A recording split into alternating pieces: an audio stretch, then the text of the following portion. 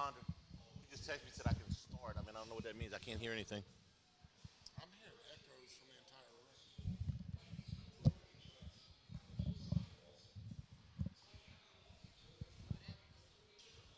Oh, we're on the air. Okay. Well, then we should probably start. Hey, listen, it was a slow start for everybody today. A heroic offensive performance by Jaden Daniels and the LSU Tigers defense late, and the Tigers with a 49-39 win over Missouri, a hard-fought game in Columbia. Good evening, everybody. Good afternoon, and welcome to Eagle 98.1 Game Day. I'm Charles Sandgriff along with Richard Dixon. A exciting and frustrating game at the same time to watch this afternoon. And Jaden Daniels with one of the most, I can't come up with a better word than heroic performances that we've ever seen. He threw for 259 yards and 3 touchdowns and ran for another 130 and a touchdown, but it hardly told the story of what Daniels did today. From the opening drive, making big throws to Malik Neighbors and a big 20-yard run, to a touchdown pass late in the first half that briefly cut the lead to 5. Daniels made throws, made runs, made every play that you can make. A beautiful rainbow touchdown pass to Brian Thomas. The biggest, I think, sequence of the game, an LSU touchdown call back on a hold where Daniels is trying to make a play on an errant snap. He does, gathers himself, gets to the outside, and scores, and then is body slammed to the turf. Now, this officiating crew, which I will get to in a minute, found the ticky-tack hold, missed the body slam, and LSU comes up empty on the drive. Battered and hurt, Daniels came back for a 35-yard run and a touchdown. Later in the game, he hit Malik Neighbors on a wide-open throw for a touchdown to put LSU ahead with 2 minutes and 58 seconds to go. Every time LSU needed a play on offense, Jaden Daniels made it. He made it while he was hurt. He made it while he was under duress. He made it at times when his defense was not giving him any support at all, knowing that any one mistake might put LSU in a hole that they couldn't recover from. But that's how good he was today. Robert Griffin III probably didn't get much right on the broadcast today, but that was last week too. But he got one thing right, and he said Jaden Daniels, if LSU didn't have 2 losses, would be right in the center of the Heisman race, and that certainly is true. This much maligned defense, who at the beginning of the game, getting 2 stops would have required an intervention almost. Got 2 when they absolutely had to have them. Braden Swinson with a hit that knocked the ball loose, and by the time it finished rolling, even though Missouri recovered it, went all the way back to a 4th and 32. This game was so bizarre and so offensively charged that Eli Drinkwitz thought it would be a better play to go for it on 4th down and 32 than to punt the ball with 3 timeouts. That gives you an idea of what was going on in Columbia today. Between Swinson's hit, that ball rolling back, LSU getting a stop, and then Major Burns' pick 6 to essentially put the game away.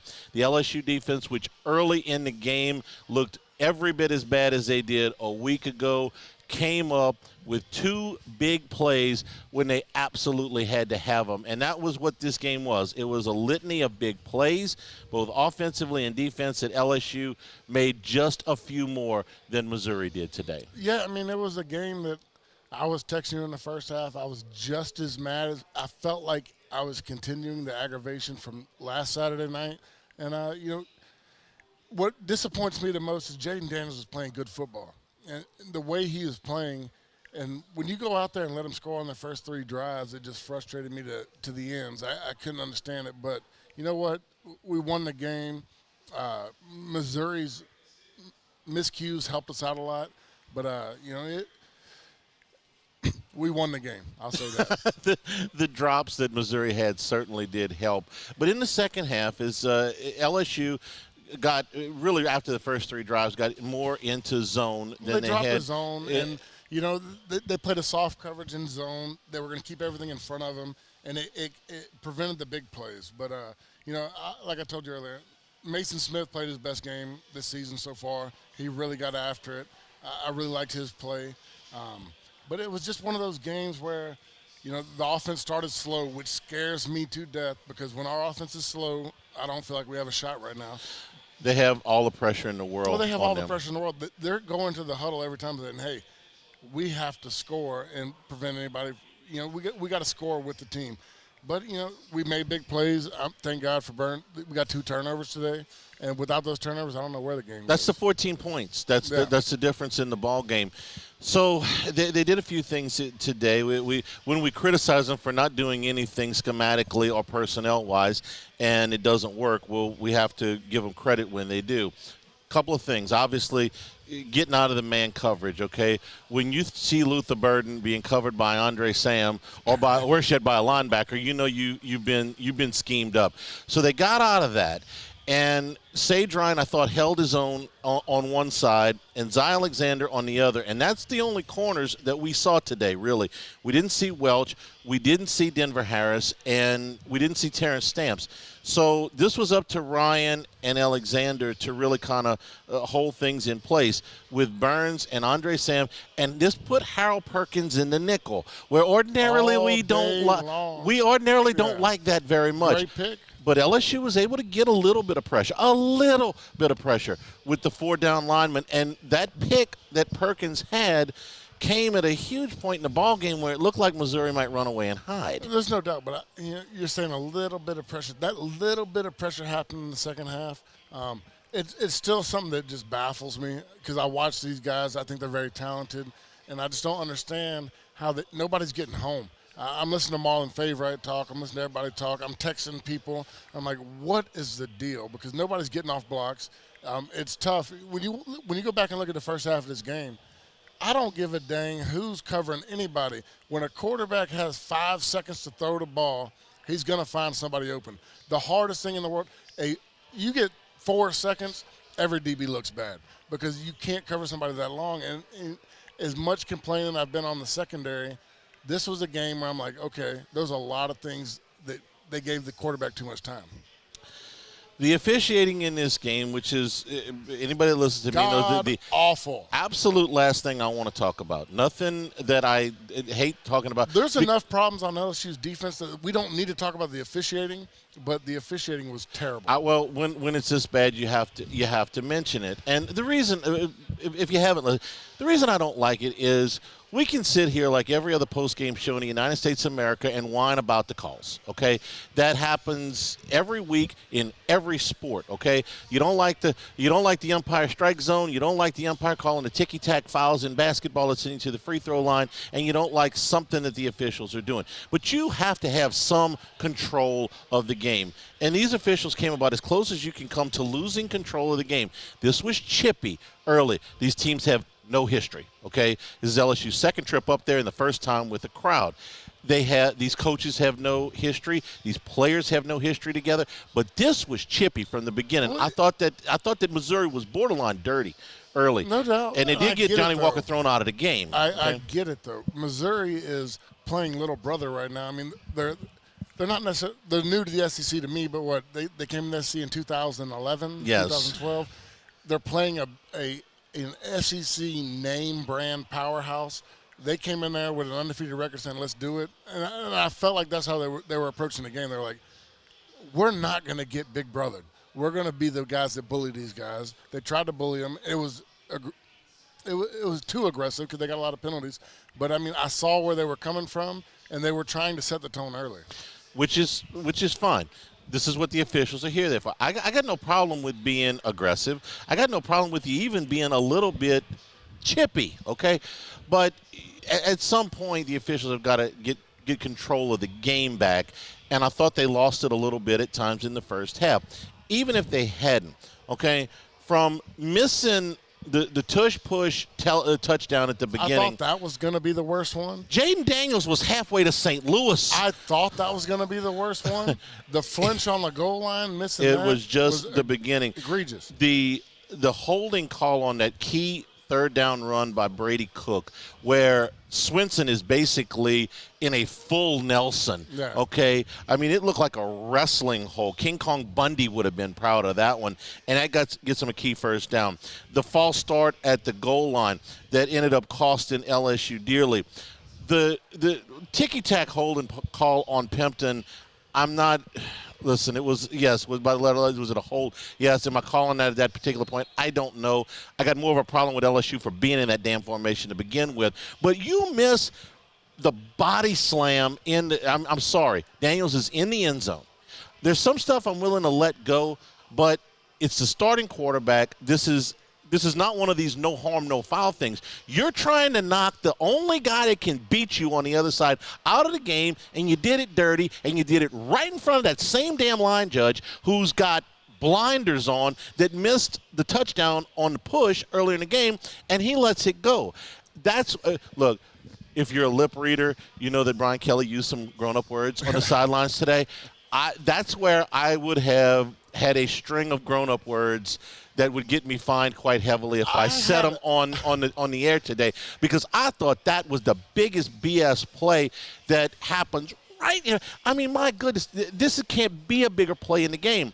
And you choose to look at the freshman tight end who's in a mini scrum there, and he does hold. I get it, okay? But you miss the most important guy on the field. All due respect to Luther Burden, who's a great player. Fantastic. Love him, okay? I wish he was on my side. Fantastic. Jaden Daniels was the most important player on the field today. And you watch this guy get slammed to the turf and have to go to the tent, and you don't say a word. That's when I scared my dog. That's when the dog ran under the bed. I had to apologize to my mother who was babysitting my children watching this game so I could come up here and do this show, because I had never cussed that much in front of my mom. And I forgot she was in the room. And you shouldn't cuss in front of your mother. No, you should never do that. You should know better. She shouldn't watch a game like that with me. Yeah, it was, look, like I said, it was an emotional, an exciting, a frustrating game. A lot of LSU's problems that they had 5 hours ago are still right there. It was a repeat. It was playing the fifth and sixth quarter of the Ole Miss game. But I cannot say that LSU did not try to make adjustments to some of the things that went wrong for them.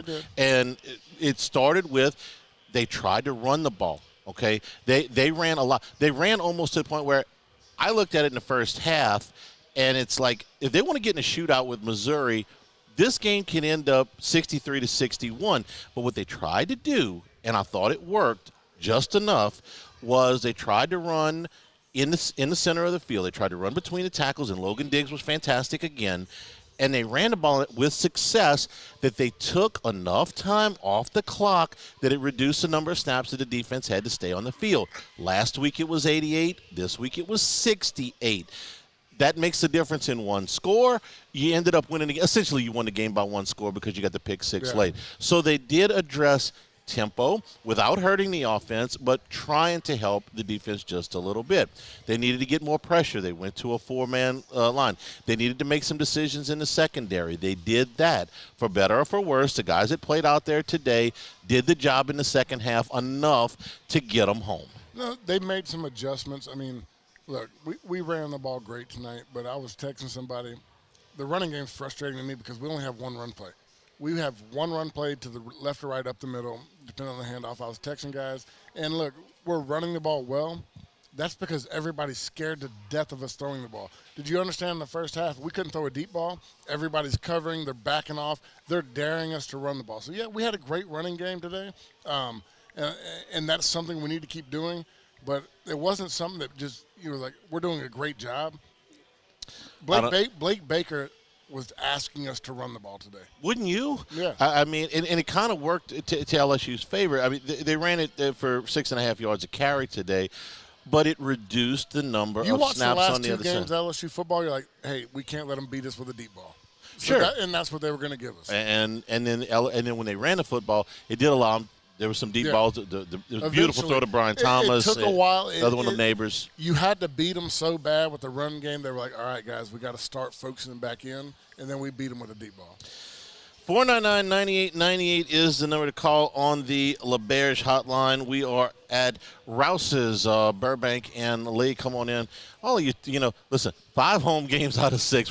That's gonna be a little bit of a theme here because they got through the first half of the season, 4 games away from Tiger Stadium. 5 of the last 6 are at home. There's a lot of work to do, but they get home with a 4-2 record, and the division is still in play. They lose today. The division's out of play. Yeah. Essentially, you're playing 6 games to decide whether you're going to Nashville or Tampa. Yeah. Okay, so there's still a lot of things on the line, and there's a lot of improvements that can be made. But this was one. I'll be honest with you, Reg. It got into the second half, and I'm like, you know what? I don't want to lose this flipping game because just the way it's been played.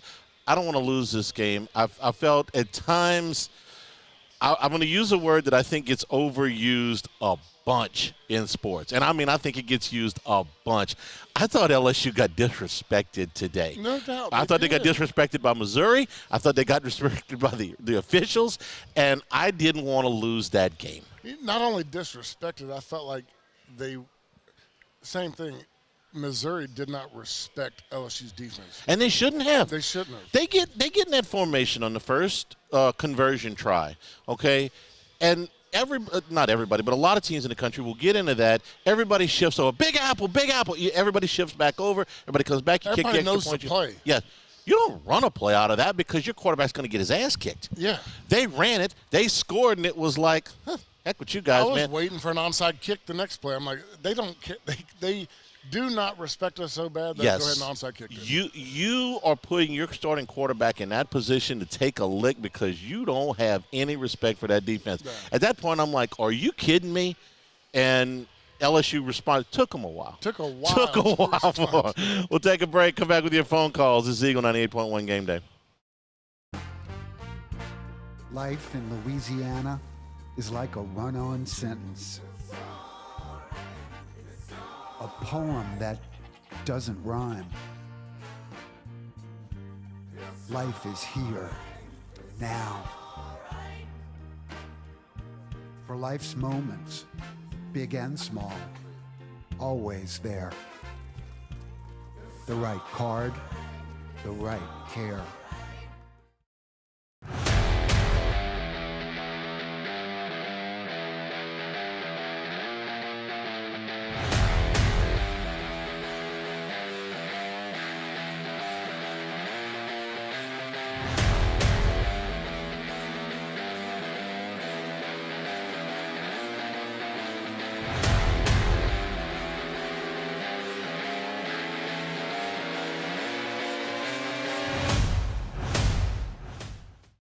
Gulf Coast Office Products is a nationally recognized Savin office equipment dealer based right here in Louisiana. Over 100 employees strong, Gulf Coast has the boots on the ground to support all vertical markets from education, engineering, legal, and finance. With the latest in office technology from desktop to production segment units, Gulf Coast and Savin have the perfect fit for you. Call 225-756-2644. That's 756-2644 for Gulf Coast Office Products.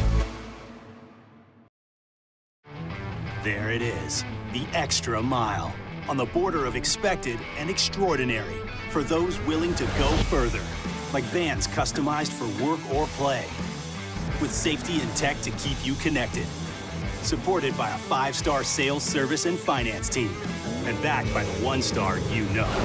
So go the extra mile. It's never crowded, because so few have what it takes to go there. Mercedes-Benz Vans. I've been doing business with Luba for 25 years.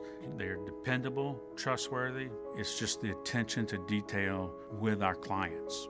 Our folks have years and years of experience. They're highly trained professionals, but many companies have that asset. What I'd like to think makes Luba a bit different is that we use those talents in a way that truly is dedicated to serving the needs of the folks who depend on us. Dylan Cruz here to tell you about Six Rings Baseball and Softball Camp. If you live on the North Shore and play ball, go to Six Rings Camps with former LSU assistant coach Dan Canaveri. His knowledge is second to none, and your child will improve and have fun doing it. Camps were held at Coquille Park and Six Rings Academy in Covington with 4 sessions over the summer. Full day and morning only sessions are available from ages 7 to 13. Go to sixringsbaseball.com or call 985-206-9096. Learn the game to love the game. Scooncha, fall in the air. Fall is right around the corner, which means fall fishing is, which means it's time for you to take your boat to the next level with front-to-back boat service in a bunch of different ways. You want a custom stair job, you can have a ton of fun out there on the water, they can do that. What about a spot lock trolling motor? So you stay right where you need to in casting lines, or sonar that's let you see the fish under the water before you cast. All of your maintenance needs as well. For 38 years, they've been at it and will continue to do so. The Sherman family of front-to-back boat service. Running Boards Marketing can help you get their attention. Imagine your brand's message on a giant LED billboard truck that can't be skipped and is nearly impossible to ignore. Running Boards Marketing is the leader in effective and affordable advertising on digital mobile billboards, which are 2 times more effective than traditional billboards. With a 97% recall rate, you'll leave a lasting impression with your customers. 98.1.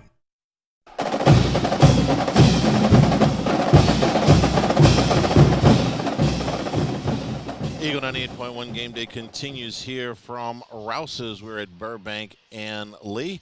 You know, when they put the Rouse's name on it, the product's got to be good. So many brands here where they sell the national brands, but they sell comparable local products with equal quality and a lower cost. When they put that Rouse's label on it, you know that it's good. Come on out and see us at Rouse's, and before you go to all of your LSU games.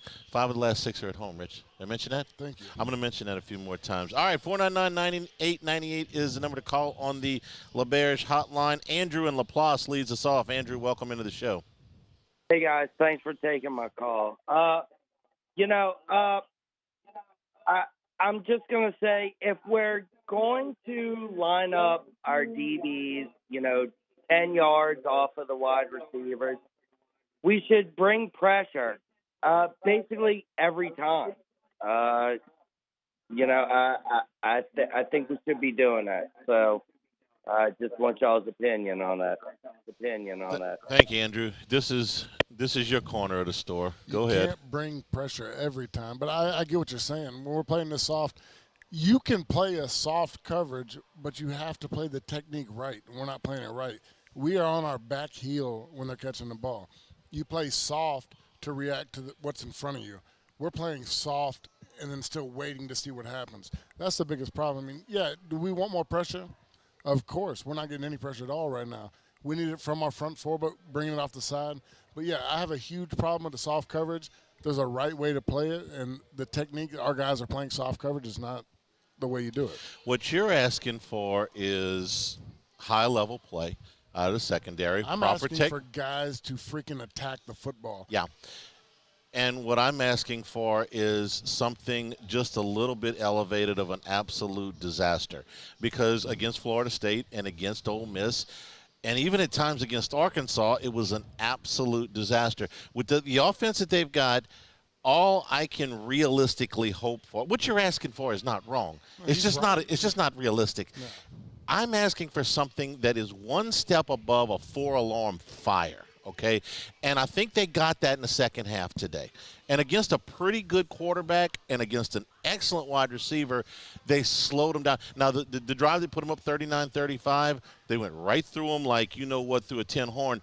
But other than that, it got a little bit better. That's all we were asking for. Remember, don't get greedy on me here. A little bit better, right? A little bit better. I think Missouri's offense played our best defense. I mean, the drops helped. The drops helped so much. I mean, when you go back, I would love to see somebody put the stats together because I don't know where to look for it. But 3rd and 8 to 3rd and 12, I think we have a better chance at 3rd and 5 and under because we play so soft. Every time we get in a 3rd and 8, they get 11 yards.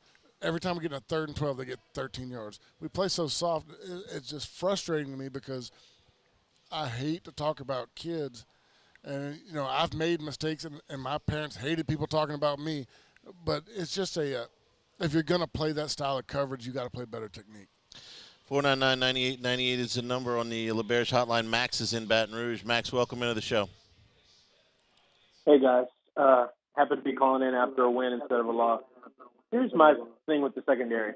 Every single player we put back there has had deficiencies. I get that. But Denver Harris at least can keep up in coverage some of the time and can at least make tackles some of the time. I don't know how he can not see the field and Sage Ryan plays every snap of the game. I mean, it's just an abomination. Our secondary is so bad, Richard, you're going to see this when you go back and look at the film if you didn't already. Harold Perkins is literally man-pressed against Burden on 3rd and 13 multiple times in the game. I mean, your linebacker is your best option for man defense versus their best receiver. It's insane. But the question is, why can't Harris see the field? Richard, I'm going to let you take the question about Perkins in press coverage first, and then I'll tell you what I think about Harris. We have dumbed it down so bad. You know, all the miscues we've talked about in the past, they've dumbed down the defense so much, not mixing up coverages, not guys trading places. They're going to play the most basic coverages right now to where an offense can determine who's covering who. They're going to put guys in positions knowing we're not going to spread it out. We're not going to pass guys off. And you know, I can't blame them because we've had so many miscues in coverage. They're like, all right, let's dumb it down, play easy. Perkins, I actually thought played his best coverage of the year tonight. It was situations where he looked kind of good, but, I mean, the way we've had so many miscues and bad coverages and missed coverages, they tried to dumb it down. And when you dumb it down, offenses can dictate who's going to cover who. Harris's status with the team is difficult to ascertain, and I'll tell you why. Ordinarily, you can tell a player, especially if he's got the potential to be an upper-level player, if he's out of the game, generally it's because something happened off the field. And then when things happen off the field enough, then you have to decide what we've always referred to as the pain in the ass factor, okay? Does your play equate to be high enough to offset how big of a pain in the ass you are? Okay, so with Harris, I don't really know where the balance is right now, because he got here and he was on a short rope because he had been in trouble at A&M. Then he got suspended. Then he left. Yeah. Then he came back, and then he didn't play, and then he did play.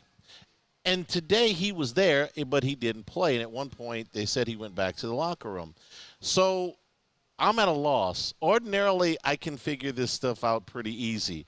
Either you've done too much that you're not worth the trouble anymore, or you're so good that you're worth all the trouble. But Harris seems to be somewhere in this middle ground where he's worth the trouble sometimes, but not all the time. Only on this team. We've got so much deficiency in the secondary. This is 2006 through 2017, he's already kicked off the team. I mean, there's things that are going on, obviously, that he keeps getting in trouble, whatever. He's played. We needed him. We needed somebody in the secondary. We put him out there. His performance doesn't outweigh the pain in the ass factor you're talking about. So he was in enough trouble not to play, but not in enough trouble not to make the trip. Yeah, I mean, there's one of those things where you got me. Look, the guy is so gifted. He has the size. He has the speed. He has the agility. But go back and watch the games he's played. The first few games, more touchdowns were thrown on him than anybody. So, like, if he's going to be in there and have the opportunity but not make the plays, okay, then when he runs his mouth, I don't know what he did, but I'm guessing, whatever. Why put him in there? Put somebody else in there who's listening to you, doing the right things, and give them the opportunity to try to make the play. They did today. But do you see any difference when he was on the field? I don't. I mean, he's been in there. He's been in tight some coverage. plays, but there's guys that have made catches over him. He's made dumb penalties. You know, to me, I'm not concerned with Denver Harris. Right now. I want to say 10 novenas every time they make a defensive stop, okay? Right. So at times, yes, but not altogether. We're brought to you by Supreme Rice and SupremeRice.com. You can get Supreme Rice here at Rouse's. It's distributed very easily at all of your AG food stores and your Rouse's. Huh? I ate some Supreme Rice today. Nice. Okay. Red beans, white beans, stews, gumbos, etouffees. Whether it's the brown, the long grain, the medium grain, or the jasmine Supreme Supreme Rice, a perfect complement to any meal, and you're going to get more for your money. You know you're going to be supporting our Louisiana farmers down in southwest Louisiana. They've been doing this stuff for, well, since the 1930s. And to ensure that it keeps going, Supreme Rice is part of the Climate Smart program. Climate Smart program guarantees that they're going to conserve water, they're going to reduce emissions, and those future generations of farmers are going to be able to benefit from what we have here. For more information and some unique recipes, go to the website at supremerice.com. A&M in Alabama tied at 17 halfway through the third quarter. More of your phone calls when we return from Rouse's. This is Eagle 98.1 Game Day. Life in Louisiana is a song. A symphony of sound, colors, and movement. Life is here, now. For life's moments, big and small, always there. The right card, the right care. It was a humid day, barefoot children play, looking for that summer shade. Time just slips away. Oh, Louisiana, some kind of hold on me.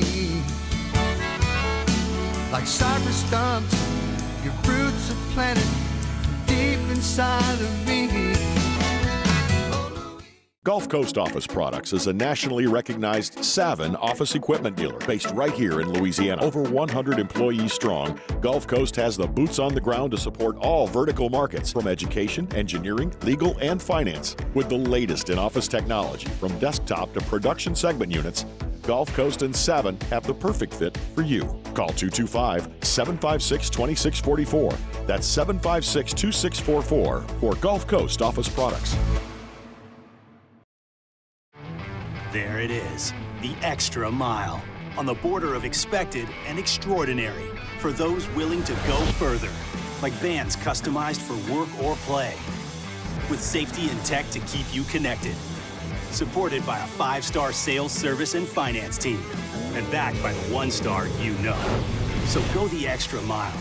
It's never crowded, because so few have what it takes to go there. Mercedes-Benz Vans. I've been doing business with Luba for 25 years.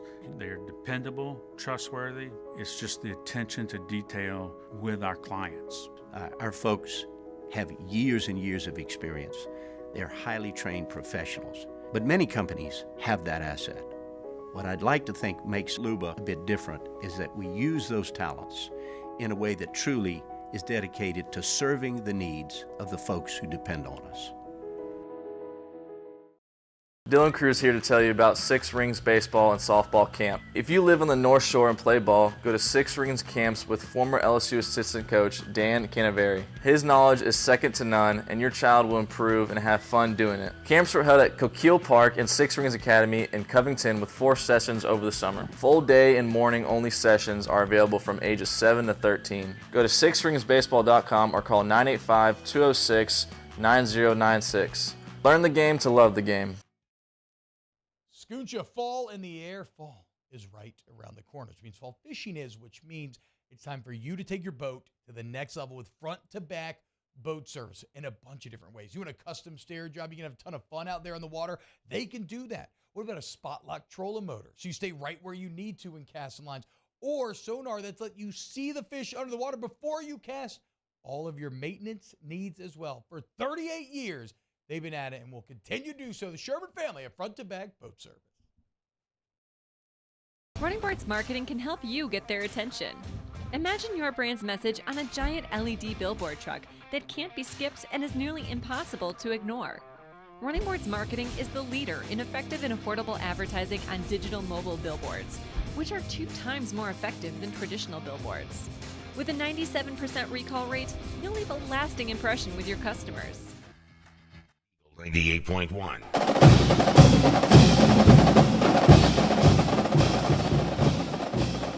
Eagle 98.1 Game Day continues here from Rouses. LeBarish hotline is open. 499-9898 is the number. Carla is in Walker. Carla, welcome into the show. Hey, Hanny. Hey, Hanny. Hey, Carla. This is for both of you guys. Mr. Dixon, 900 something yards, 10 touchdowns. Thank you. If the defensive line attacks the ball, the quarterback, secondary has more time. Yes or no? And the second one, offense wins games, defense wins championships. You're right. All right, Carla, thanks for the call. Go ahead. Defense wins championships. Look, you're watching LSU, in my opinion, the best offense in the country right now. If they got a complementary defense, and I'm not talking about a great defense, they win a championship. What was the first question again? It was about the defensive line more aggressive to give the secondary a better chance. There's no doubt. I mean, you hear it all the time that when you have a great secondary, you get coverage sacks. When the defense is not getting after the quarterback, we don't have first rounders, second rounders in the secondary right now. So you have to get after the quarterback. You can't let him stay in rhythm. You can't let him stay in the pocket and have 4 seconds to throw the ball, because the more time a quarterback has, it ruins the purpose of the secondary, because the secondary is meant to cover under 4 seconds. If they get that extra second, they get there, it's a lot harder for them to cover. What she's saying is it's a cliche, but, cliches are true. Offense wins ball games, defense wins championships. For a long, long time, that was true. For a long time. It no longer is. No, you need a good offense with an okay defense. You have the way, and it's because it's a lot of reasons.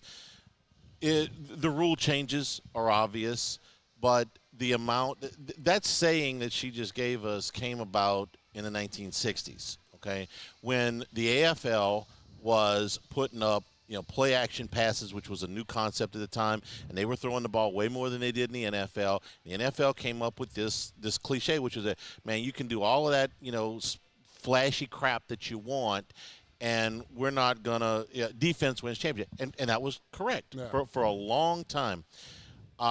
It no longer. In fact, when the not the run and shoot, but the spread offenses came up, we heard the same thing again.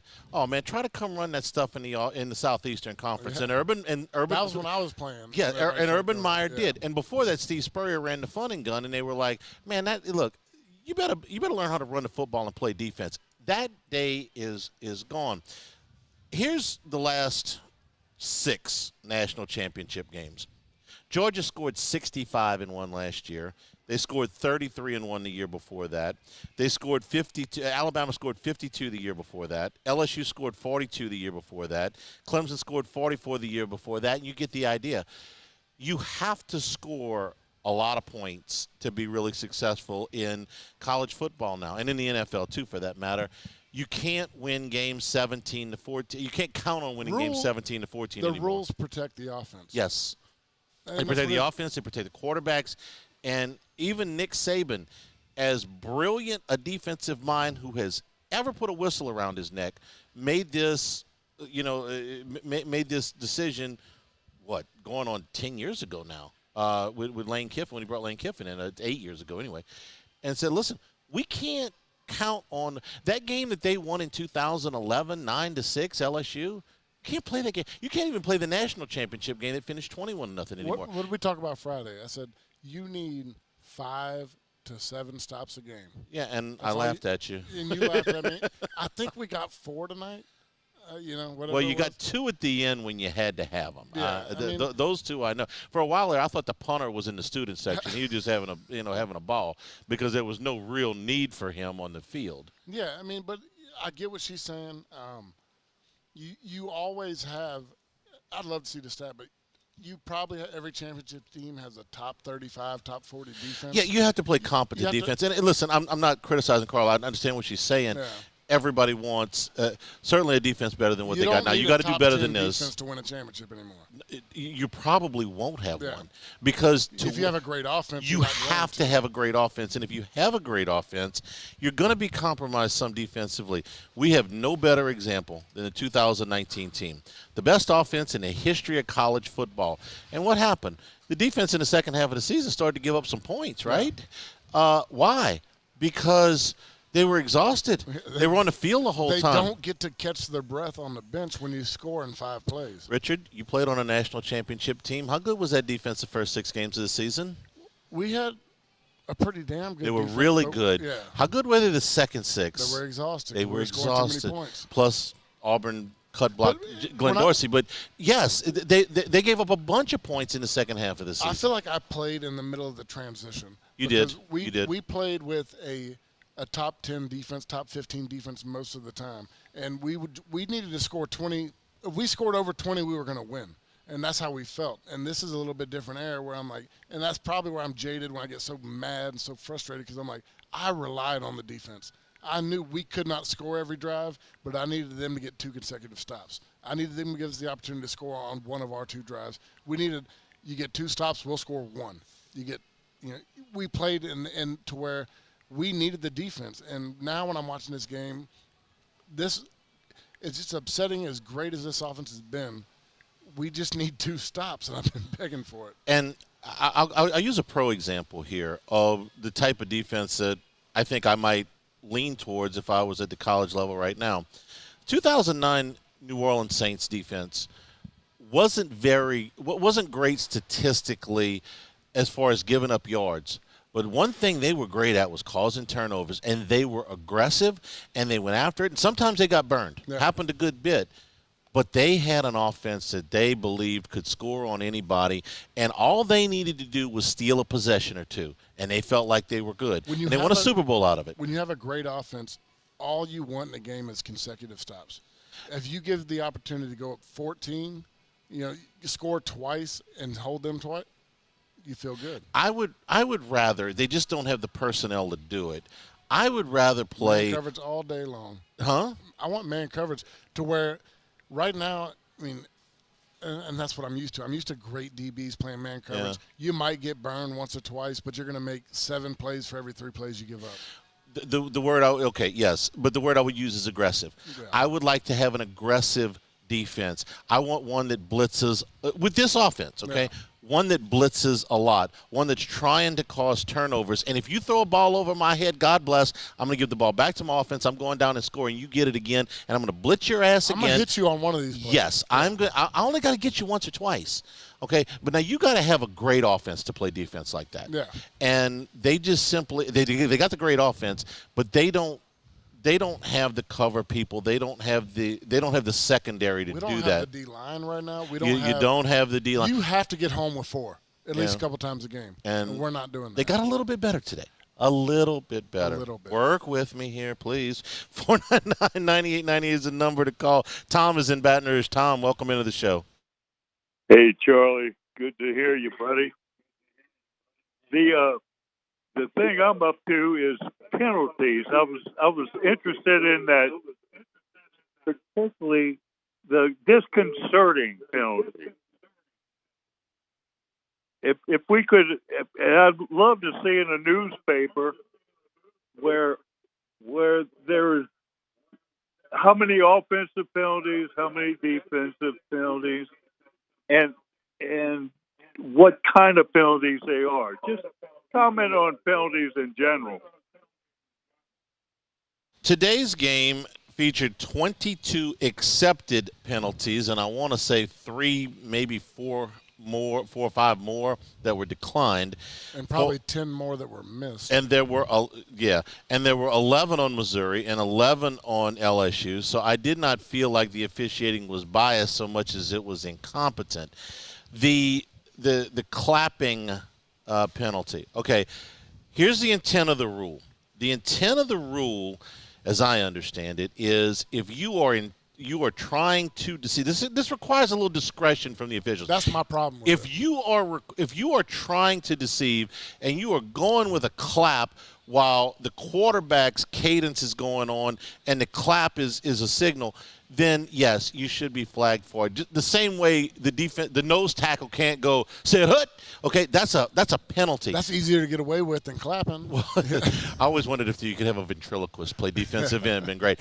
Okay, so that's the intent of the rule. The intent of the rule is not, and believe me, I didn't like it when they called it on Missouri either. Okay, the intent of the rule is not if a defensive back puts his hands on his hip and gives a clap and is ready to get into a stance.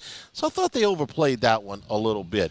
I thought they missed some of the late hits. I thought they missed some of the obvious holds. Now, they did make some good calls. Will Campbell's block, okay, I got a ruling on this because you didn't see it on TV. I made a call up there. Gordy, I said, Gordy, you on the sideline? Did Campbell deserve the penalty when he blocked him? Everybody goes, absolutely. Okay, fine. I got that. That's like one of the tone-setting deals. But like, I get what you're talking about with the clap. But when you sit there and you clap 3 times. If you do that, yeah. Which is what he did. He was looking at his side. He clapped 3 times. That's one thing. But, I mean, okay, I kind of get what you're saying. He was RG3. Let's not go there too much. He's like, oh, no. That was he was just trying to talk to his DBs. Okay, then I'll have every D lineman stand up at the line of the scrimmage, look to the sideline, and start clapping. It doesn't matter. When you clap that aggressively especially on the road, when you're the home team and you know they're going off a clap, you know they're going off movement. There were 2 on each side, right? Yeah, there were 2 on each side. It's just it's tough, but I also that linebacker for Missouri's got to understand they're gonna call it every time. I mean, when you're in that situation, you're going off that. You got to come up with some other different type of communication to your DBs. When's the last time? We're in week 6. You watched 6 LSU games. Before this, how many times was that called? 4 against LSU this year. None. How many games have you watched this year, Richard Dixon? A lot. A lot. Yeah. How many times have you seen it called? I've seen it called twice. But before today? I haven't seen it called in a game yet, and I watch a lot. No, it was called on an LSU game earlier this year. Okay, I might have missed one. Yeah, so I might have missed one. This is the second against LSU this year. Second. All right, fine. And I understand it's a good rule, okay? Yeah. Because if not, you could have defensive linemen sitting there all day clapping and going, 2-24 said hut, and, just completely screw with offensive linemen. I get the rule. The rule's a good rule. But I thought they might have been a little over-aggressive with that today. Yeah. Normally, I agree with you. This one he was clapping his butt off. Fine, call it. Okay, yeah. I got no problem with that. Did it need to be called 4 times today? Not 4 times today. I thought that's was the only one that I even recollect that needed to be called. But that is a. That's a small part of the officiating. The one that really bothered me was Cook's scramble on 3rd, and I think it was 12. Okay, and the offensive tackle has got Braden Swinson in a full Nelson. I mean, he's got him around the arm. That's the one over that got you? Well, that was the one that. Yes. The flinch by the guard is the most. That was worse. That was worse. You're right. That was worse. I've ever seen that was worse. That was worse. And they got a lot of help. All the LSU defensive linemen tried to help. When you stand up and you're pointing at the guy, you're going to get pushed off the line. Yeah, you missed that. Okay. The holding call on Pimpton. Okay, which. What did you think? Tell me if I'm wrong. It's a holding call, fine, but I'm gonna tell you right. You hold on every freaking play. Yeah, you hold on every freaking play. Damn tight end, you were holding on every play. Look, I got 2 bosses. I've had both SC referees, and I told them, I said, you don't catch me on every play. You only catch me when I get in a bad position. Right. By the way, I don't know why they've got all those freshman tight ends in the game at that point. Because I've been arguing all along about putting 3 receivers in short yardage and putting all those guys in. I felt like they were listening to us. They finally brought big bodies in to block in the short yardage situation. Well, if they were going to bring big bodies in, why don't you bring in Lance Hurd? He's the biggest body out there. 100%. I mean, why is 53 not out there? But they went into what we did. We had 3 tights. We had our goal line package. Our jumbo package was 3 tight ends. Their tight ends right now don't look like you guys tight ends. You guys tight ends look like tackles. I was the smallest tight end by 50 pounds. So yeah, who's Keith Zinger? My guy from New Iberia. I'm forgetting his name. Mitch Joseph. Mitch Joseph was one of. They called him a tight end, and my man, 6'5", 290. He was an offensive tackle with a tight end's number, and he would get in there and I loved him. And his dad used to call the postgame show. He was great. But those were the back We in had your big day. body guys. Back in your day. Okay, these are by and large skinnier tight ends. In. You want to get in there and jam it in there, send 53 out there. I love seeing a tight end get a ball right now, but I love Mason Taylor. None of them can block. No, it's a hell of a place to put the freshman tight end in that I would place. rather what I told you a long time ago.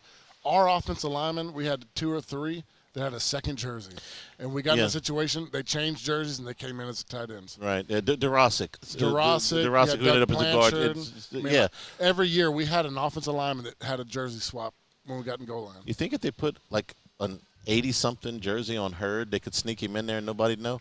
I'm surprised they don't have him as the second jersey guy right now. Yeah, we should get him another jersey. Is that in the budget somewhere? I'll pay for it. I don't even remember what the question was. 499-9898 is the number to call. It's Eagle 98.1 Game Day.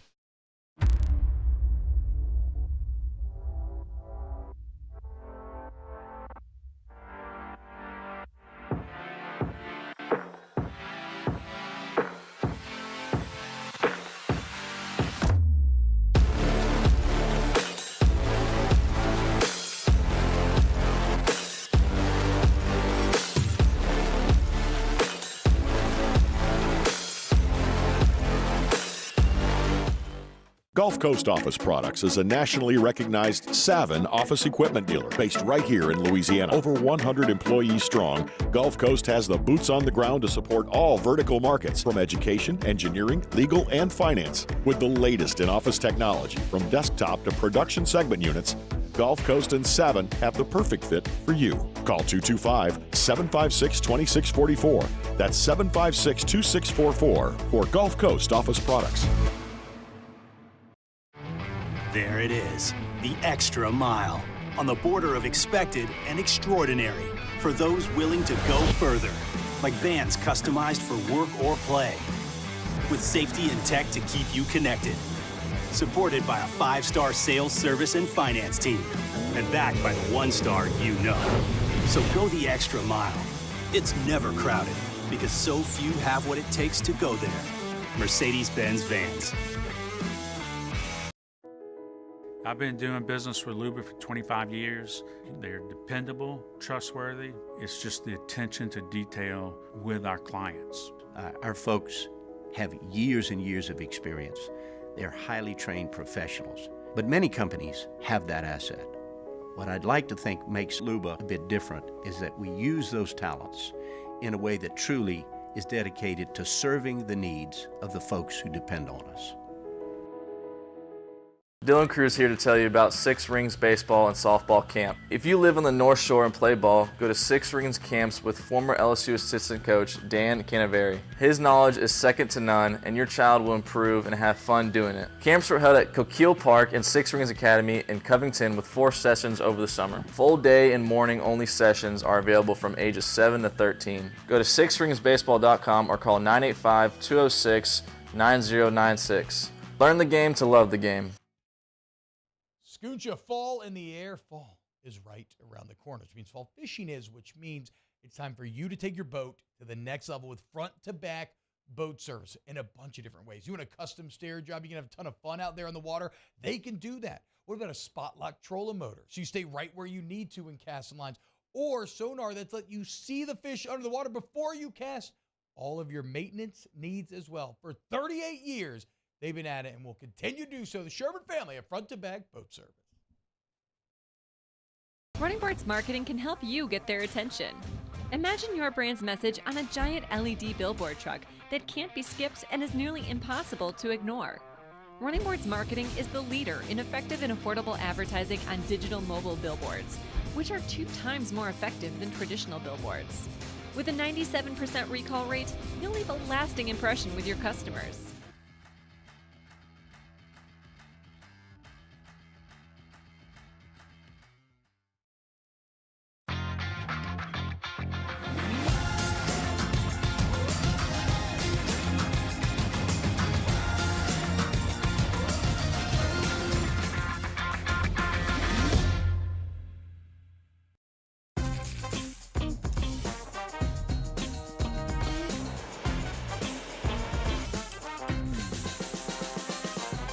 The best kept 98.1.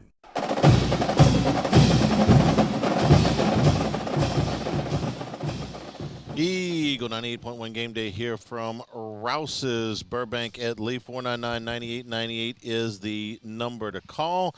And we go back to the LaBerge hotline, and we talk to Jules in Abbeville. Jules, welcome into the show.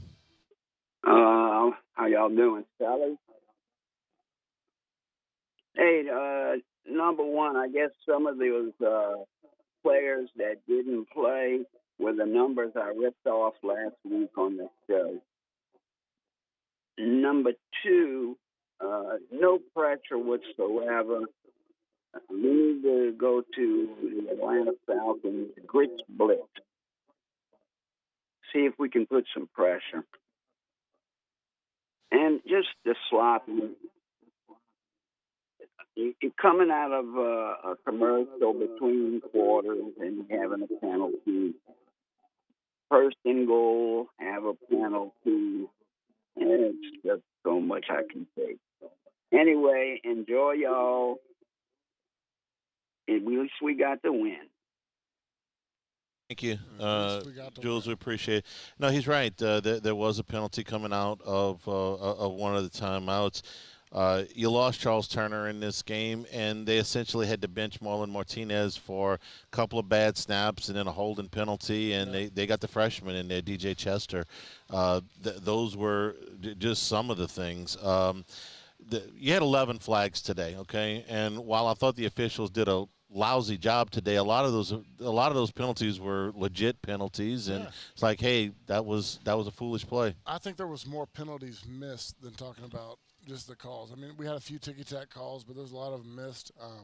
It was a sloppy performance. I mean, you don't have penalties like that coming out of a timeout. Everybody has been instructed. You got 5 coaches on the sideline telling you what you're about to do. That's always a bad look. But for me, it was just another bad performance, especially in the first half on the defense. I thought they played better in the second half. They got a few stops, but I think we were also lucky with, the miscues from Missouri's offense. But every time they needed a play, 5 made a play. He's so good, man. Like, I was hard on him because what I tell you earlier on, I was like, I was so hard on him, but I'd have to go back and tell people, I'm not saying he's bad. I just know how great he can be. And he's made those plays since then. And look, I don't know where LSU would be without him.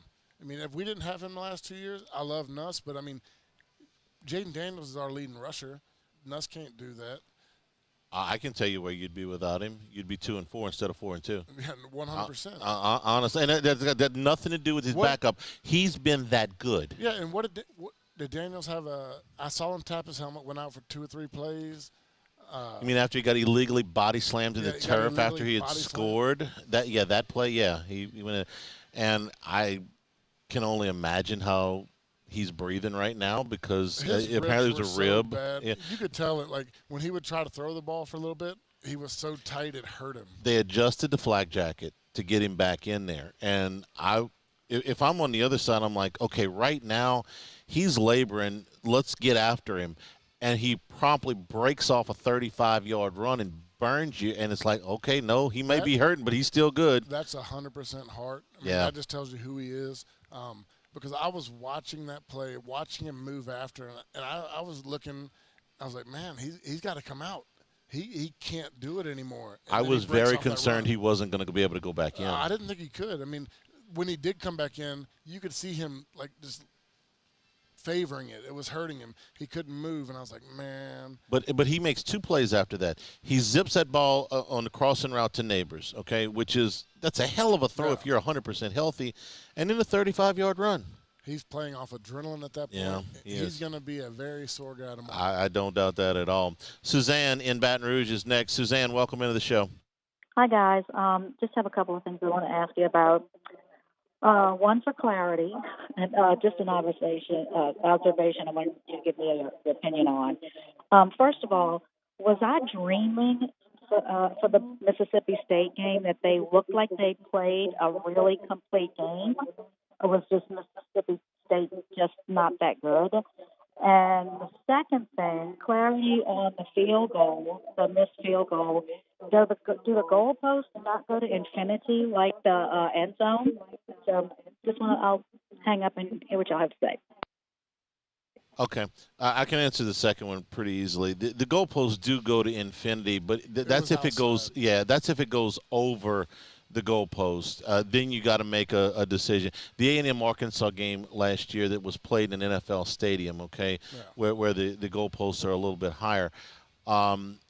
That Ramos's ball on TV, if you're watching from the back end zone, looks like it goes through. It was a misfield. But if you look, then they gave you a ground level, and it's outside. It came across He missed. over the back end of it. I mean, it was a missed field goal.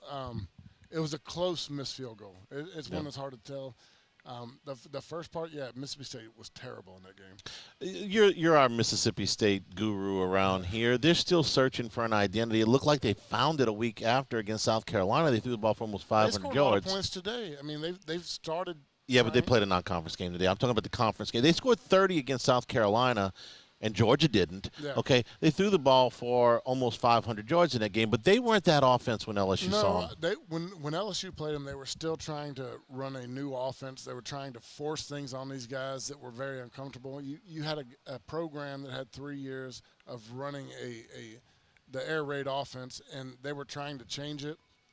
Since that game, when they tried to do that against LSU, they realized that was a mishap for them. They had to get back into it. Watching the Mississippi State game was dreaming that our defense was really good. Well, and the other thing is they caught Mississippi State at a good time. Yeah. You're in a transition. Catch a team early in the year. I mean, I don't know what catch them Mississippi while State – I'm not telling you they're definitely going to be good in November, but I know in September they're trying to figure out who they are. So give me a team with a coaching change early in the season every time. Every single time. Including LSU last year. Well, no doubt, because there's so many things you're doing different. You got a group of 90 guys that do things one way. And when you change that up, it takes a little bit of time. And we caught Mississippi State at a time that they made their changes after that game. Texas A&M, a key moment in this ball game. They get a turnover. They're down 7, 24-17, 10.5 minutes to go. They get the ball, though, in Alabama territory. They're now down on the 27-yard line. A&M has been in pretty good shape for most of this game, but and Johnson gets sacked there. He's been holding the ball way too long today. I'll say Alabama's defense is playing more like the Alabama defense we talked about. They've gotten better each game. They are. So we'll keep you up to date on that. 499-9898 is the number to call. We are at Rouse's the LeBarish Hotline. Zach is next. Zach, welcome into the show. Brian, I think Richard hit the nail on the head. It's okay to play soft man or soft coverage off the ball, but you got to attack the ball. They're not given the chance for the defensive line to get home. I mean, that's 100%. These DBs are sitting on their heels in soft coverage. You got to be on your toes in soft coverage. You got to come off the ball. But when you play soft coverage with no rush, there's no point of playing a soft coverage. What are they hamstrung with right now from a personnel standpoint? What would you – I mean, I get that you'd love to have, great press man-to-man coverage corners, but they don't have that. So what can you realistically run? Because I got to tell you, I was encouraged with what I saw in the second half today. You got to blitz. I mean, when I talk about – we've all been on the secondary. Okay, I don't give a damn what your secondary is doing if the quarterback has 5 seconds to throw the ball every time. These guys are playing straight up over guys. They're not being able to bend. They don't have a rush. They get it every once in a while, and you're like, okay, do that every time. But right now, it's the worst combination you could ever ask for, a soft coverage with a bad rush. I drank the Kool-Aid. I drank the A&M Kool-Aid. I drank the A&M Kool-Aid. They get to fourth down. Of course, they're not going for it. They go to kick the field goal. They get it blocked. They get it run back for a touchdown. Oh, hey, hang on. Wait, got a flag. Might get bailed out here. Wow. That's good. That's coming back, Rich. That's huge. Not only are they not going to get the touchdown, but they are going to give A&M the ball back with a first down. Wow. Okay, so what happened here on fourth down, and I think it was 42-yard field goal, 43-yard field goal. Alabama blocks it. They run it all the way back. They get flagged for a personal foul. A&M's going to get the ball back. It goes back to 24-17. Give my Kool-Aid back. Give my Kool-Aid back. Put it back. I'm not done just yet. 499-9898 is the number to call from Rouse's. This is Eagle 98.1 Game Day. Life in Louisiana is like a run-on sentence. A poem that doesn't rhyme. Life is here, now. For life's moments, big and small, always there. The right card, the right care. The Windsor Senior Living Community in Mandeville, Louisiana is a beautiful, vibrant apartment community geared towards seniors. They are nestled right in the heart of Mandeville, where seniors live a more carefree lifestyle in spacious apartments with the peace of mind that comes from having a little extra help. Call the Windsor at 985-624-8040 to schedule a lunch and tour. Come see how the Windsor can be your passport to peace of mind.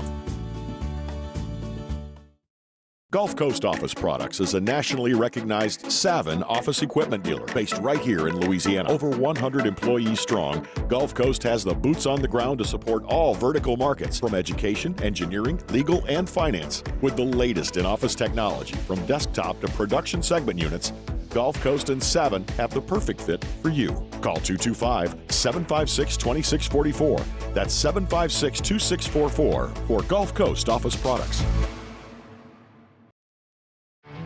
There it is, the extra mile, on the border of expected and extraordinary, for those willing to go further, like vans customized for work or play, with safety and tech to keep you connected, supported by a 5-star sales, service, and finance team, and backed by the 1-star you know.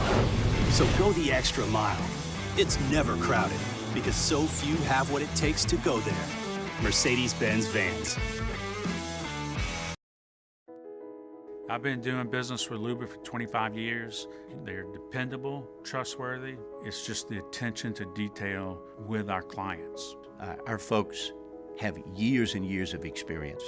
They're highly trained professionals. But many companies have that asset. What I'd like to think makes Luba a bit different is that we use those talents in a way that truly is dedicated to serving the needs of the folks who depend on us.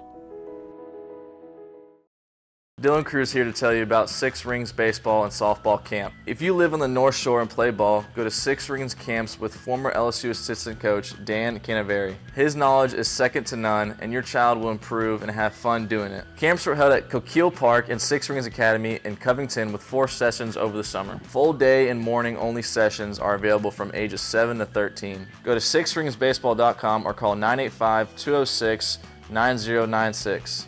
Learn the game to love the game.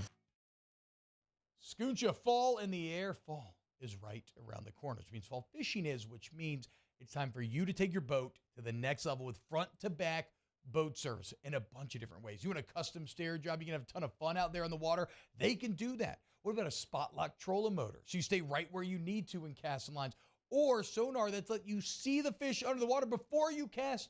All of your maintenance needs as well. For 38 years, they've been at it and will continue to do so. The Sherman family of front-to-back boat service. Running Boards Marketing can help you get their attention. Imagine your brand's message on a giant LED billboard truck that can't be skipped and is nearly impossible to ignore. Running Boards Marketing is the leader in effective and affordable advertising on digital mobile billboards, which are 2 times more effective than traditional billboards. With a 97% recall rate, you'll leave a lasting impression with your customers. 98.1.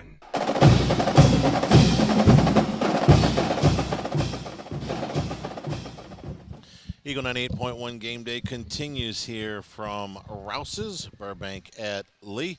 All your tailgating supplies on your way in for 5 of the next 6 games in Tiger Stadium the rest of the season. Yes, that is very good news. Get them here at Rouse's. LSU wins it 49-39. Paul is in Baton Rouge. Paul, welcome into the show. Guys, I'll be quick.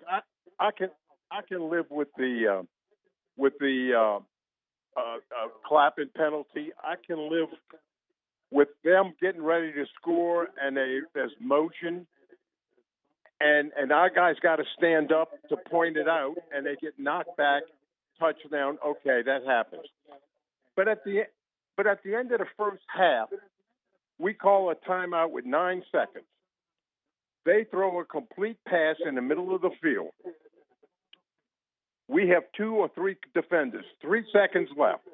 Why not just hold a guy up and walk him for 3 seconds? They get a field goal out of it with 3 seconds. I 100% get what you're saying, but as bad as we're tackling right now, do you want to give them the opportunity to, hey, let's not bring him to the ground for a few seconds and him break off and run another one for the touchdown? I thought the same thing when it happened. I was like, if you could just hold him up, or I was more thinking playing prevent defense, sit back, let them get the first down, let them get in the field goal range.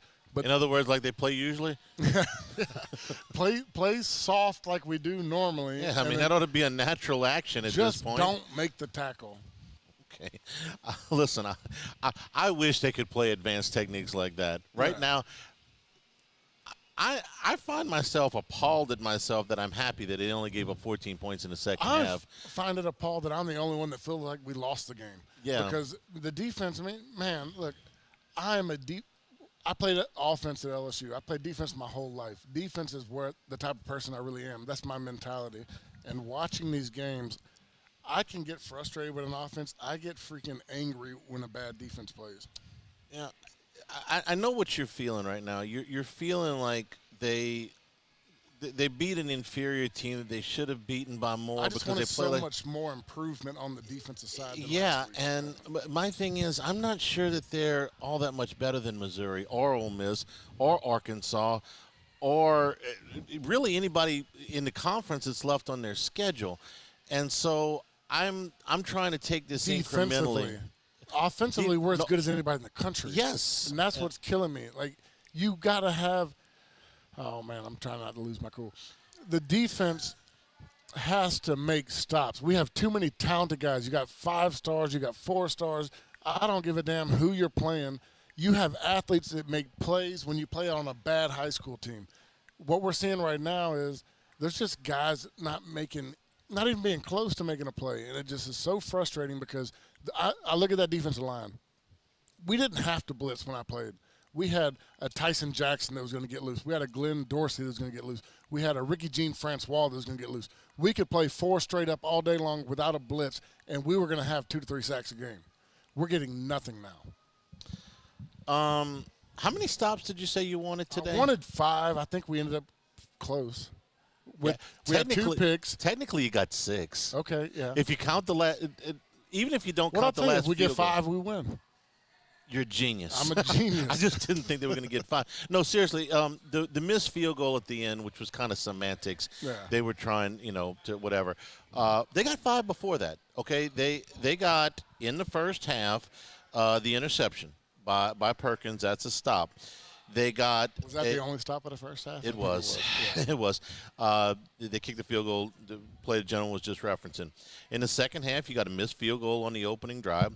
You got really a 3 and out on the drive after that. That's a stop. That's a stop. You got a 3 and out the drive. No, I'm sorry. The next drive that you scored a touchdown. The next drive you got a 3 and out. Then you got the turnover on downs. Then you got the pick 6. Yeah. Okay, that's 5, and actually 6 technically. So. I told you. One more than you ordered, Mr. Dixon. I told you. Drew is in Baton Rouge on the LaBerge hotline. Drew, welcome into the show. Hey, Drew. Hey, Drew. No Drew, maybe. All right, let's try Joe in Sunset. No Drew. All right, let's try Joe in Sunset. Joe, welcome into the show. Hey, how you doing? Bear with me. Bear with me a little bit. I'm an Auburn fan, so I'm gonna have to call you out a little bit on the referee stuff. So 4 or 5 years ago, So 4 or 5 years ago, Auburn was playing LSU up big at the half. There was a punt with a big hold that led to an LSU score, and it turned the ball game. The first thing I heard y'all was y'all deserved that call because there was a missed call at Auburn last year. The year. Actually, give a damn about Auburn, the missed call at Auburn was in 2004 when they called Ronnie Prude for leverage. I'm still pissed off about that one. 2006, You when I missed played two them on the of road, they missed a huge one that we should have won the damn game. I don't want to hear about Auburn and missed calls. No, seriously. We have look. Every LSU fan and every Auburn fan looks at the officiating through There's their missed own calls in every through their game. own lens. Yeah, and look. To be fair, Mason Smith on the sack face masked the hell out of him. Should have been called for it and wasn't. And they caught a call there. No doubt. So, everybody gets their calls. It depends on what fan base you are, the lens you look at the calls. and I can understand. Look, the LSU Auburn series probably has had more controversial calls than maybe any series that I LSU think it's any has school played. in Alabama, because the two biggest missed calls in my life were in 06 on the pass interference on the early Doucette, where he tackled him across the line when we're going down there to score. If that would have happened in the parking lot, the police got would have been arrested. called for assault. Yes, So I'm that still one, mad about that one. And then Pat P intercepting the guy against Alabama. That one getting doesn't 2 bother feet me. in. That one still bothers me just because I was on that team. Okay. It was a momentum type deal. Let me tell you why that call has not bothered me as much over the year. I didn't think LSU was going to go down and score. Well, you know what? I was on that team. I felt like we were. You okay? You should. Okay, but I was watching the game and I didn't feel like you guys were going to go down and I score. get where you're coming from, but Okay. it's a part of that team. I was like, get a stop. We're going to win. You should feel that way. The two calls in the 06 Auburn game, the one against Doucette was horrible, and the fourth down on Hester's catch, which was a catch, was awful too. But the problem with the Ronnie Prude call in 04 was it was something that was never called that year. It was a leverage call on a field goal.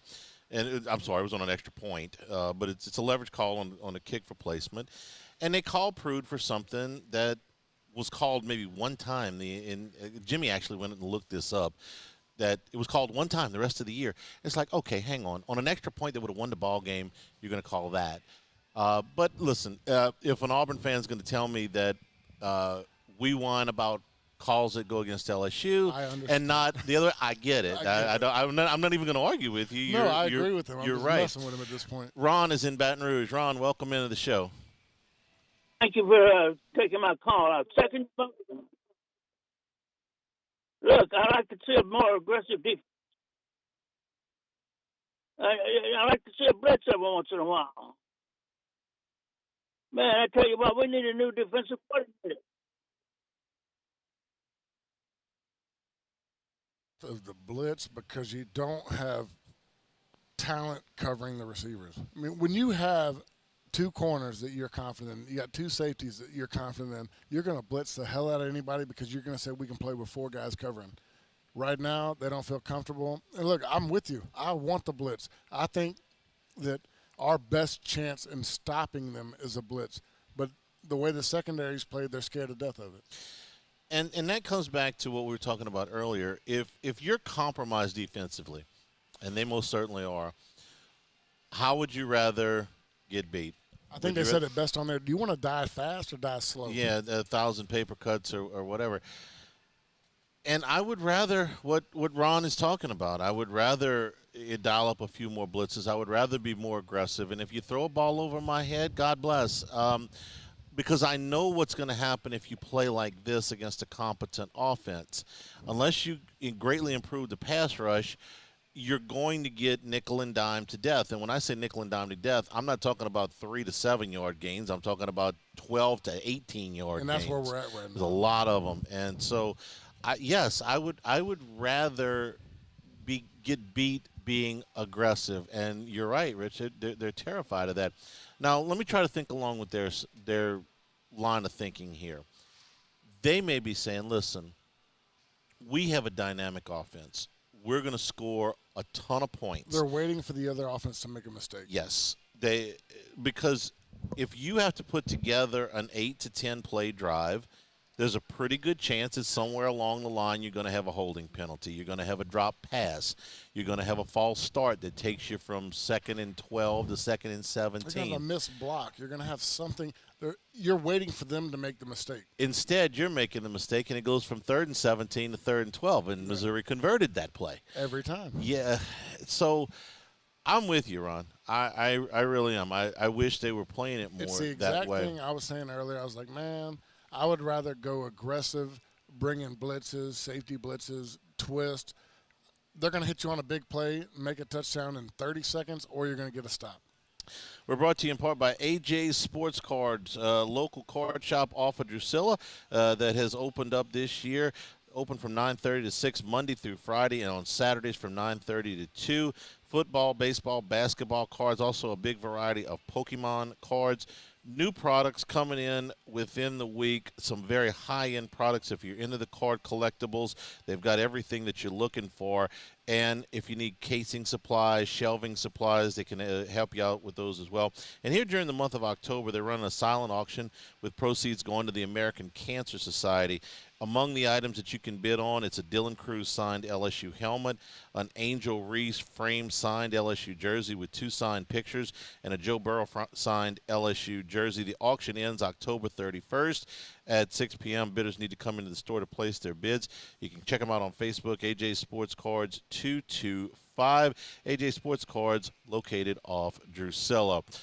All right, so when last we updated you, Alabama had blocked a field goal that got called back. A&M got the ball back at 24-17, but Max Johnson was sacked in the end zone for a safety, so it's 26-17, under 4 minutes to go now.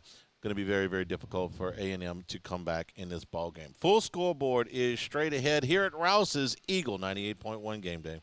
Brandon Holly here. Siding, windows, even doors. ReliefWindows.com. Eagle 98.1, WDGL and HD1 Baton Rouge.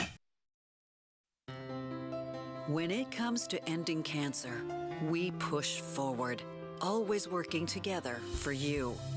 That's why our cancer experts at Ochsner have clinically integrated with MD Anderson Cancer Center. This means advanced cancer care, including access to life-saving clinical trials and integrating care to treat the whole you. Introducing Ochsner MD Anderson Cancer Center. Long live you. The importance of doing this fortified program and offering it to people down here is, number one, the only real chance you're going to get to do this is when you put on a new roof or build new. And through companies like HUDCO, who's kind of leading the way in this thing, it's going to offer the customers a huge advantage in the insurance market and the price of their insurance. You know, we're not looking to make a fortune off fortifying. We're trying to give you a better product than our competitor at the moment. I'm trying to do something that he can. I'm trying to give you something better. So a lot of these insurance shops, you're getting a re-roof, you're only paying your deductible. Let's sit down and talk about the fortified and let's see what it does to your insurance premium. You're getting a steal. Yeah. You're getting a brand new roof and a fortified certificate for your deductible, essentially. I think we're rocking and rolling.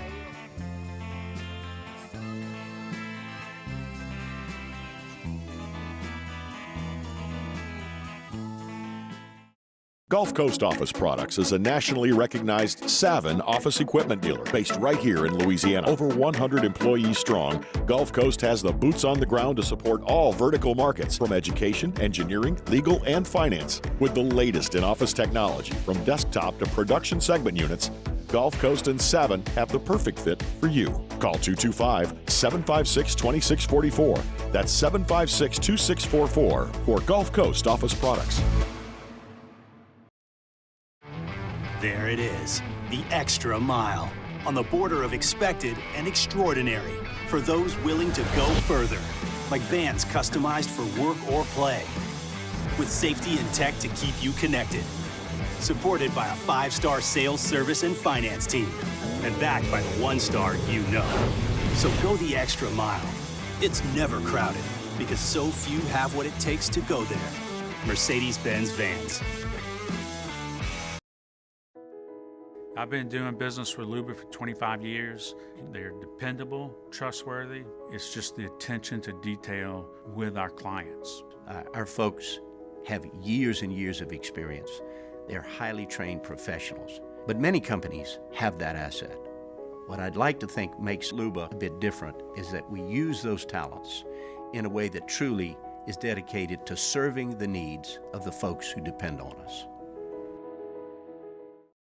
Dylan Cruz here to tell you about Six Rings Baseball and Softball Camp. If you live on the North Shore and play ball, go to Six Rings Camps with former LSU assistant coach Dan Canaveri. His knowledge is second to none, and your child will improve and have fun doing it. Camps were held at Coquille Park and Six Rings Academy in Covington with 4 sessions over the summer. Full day and morning only sessions are available from ages 7 to 13. Go to sixringsbaseball.com or call 985-206-9096. Learn the game to love the game. Scooncha, fall in the air. Fall is right around the corner, which means fall fishing is, which means it's time for you to take your boat to the next level with front-to-back boat service in a bunch of different ways. You want a custom stair job, you can have a ton of fun out there on the water, they can do that. What about a spot lock trolling motor? So you stay right where you need to in casting lines, or sonar that's let you see the fish under the water before you cast. All of your maintenance needs as well for 98.1.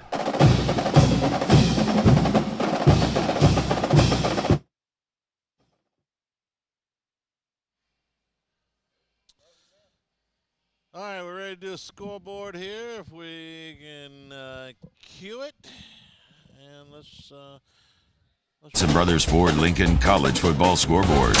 Robinson Brothers Ford Lincoln, on airline under the giant American flag.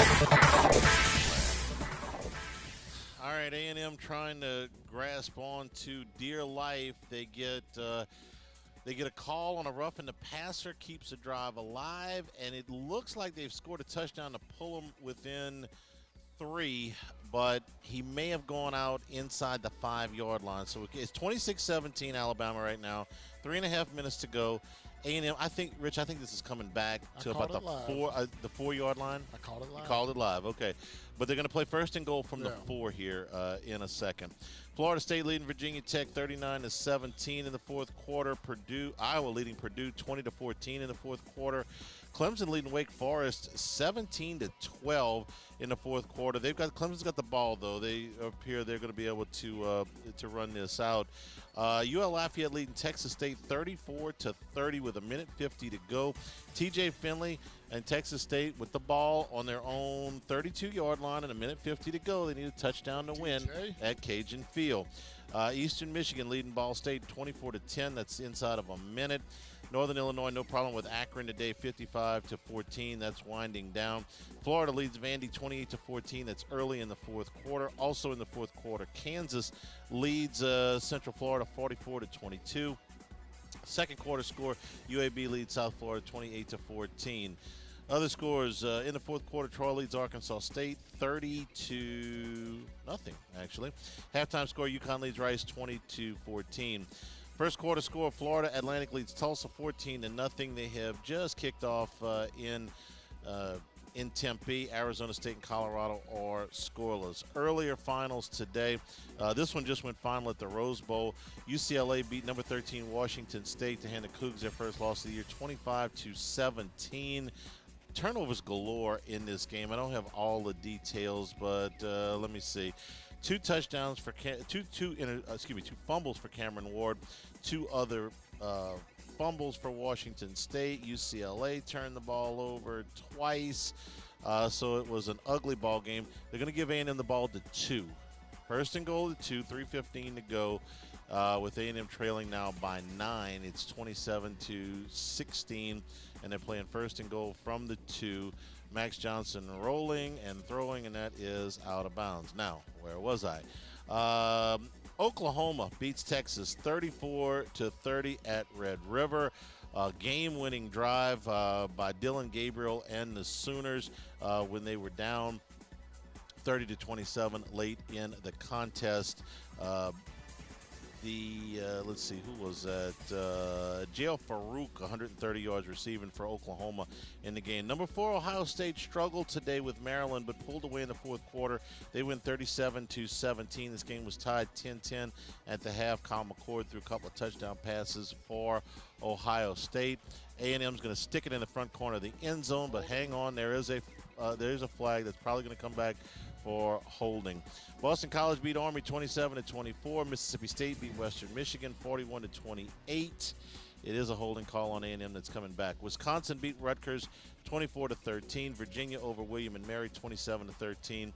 Toledo beat UMass 41-24. NC State over Marshall 48-41.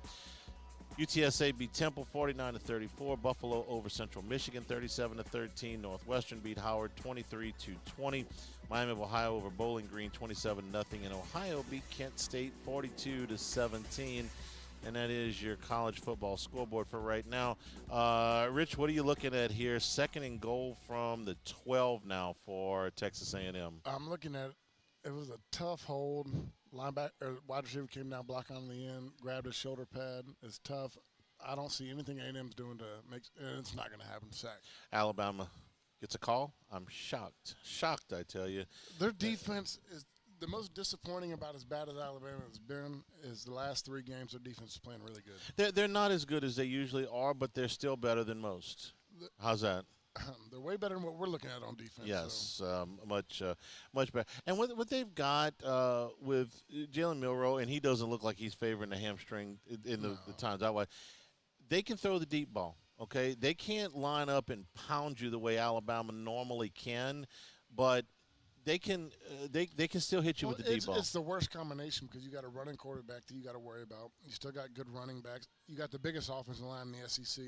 So the one thing that you're not good at is throwing the intermediate ball. You're not that worried about. You're more on the play action. You're going to run heavy, beat them up, and throw the deep ball over the top. All right, they complete a ball down to the 2-yard line, so they're going to play 4th and goal with 2:14 to go from about the 2-yard line. We'll take a break, come back, take some more of your phone calls. 499-9898 is the number to call on the LaBerge hotline. This is Eagle 98.1 Game Day. Life in Louisiana is a song.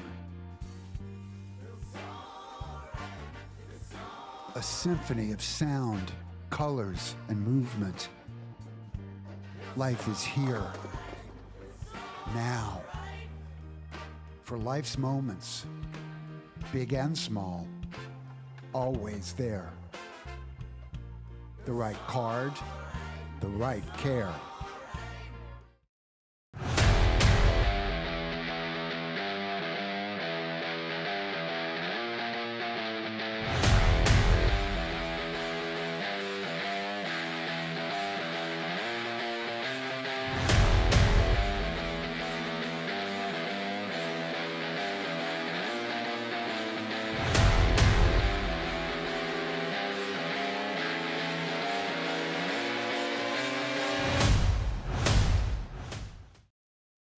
Running Boards Marketing can help you get their attention.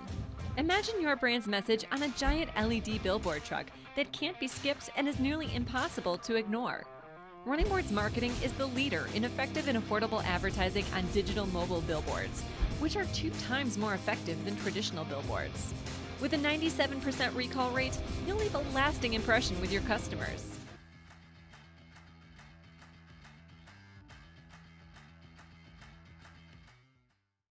Gulf Coast Office Products is a nationally recognized Savin office equipment dealer based right here in Louisiana. Over 100 employees strong, Gulf Coast has the boots on the ground to support all vertical markets, from education, engineering, legal, and finance. With the latest in office technology, from desktop to production segment units, Gulf Coast and Savin have the perfect fit for you.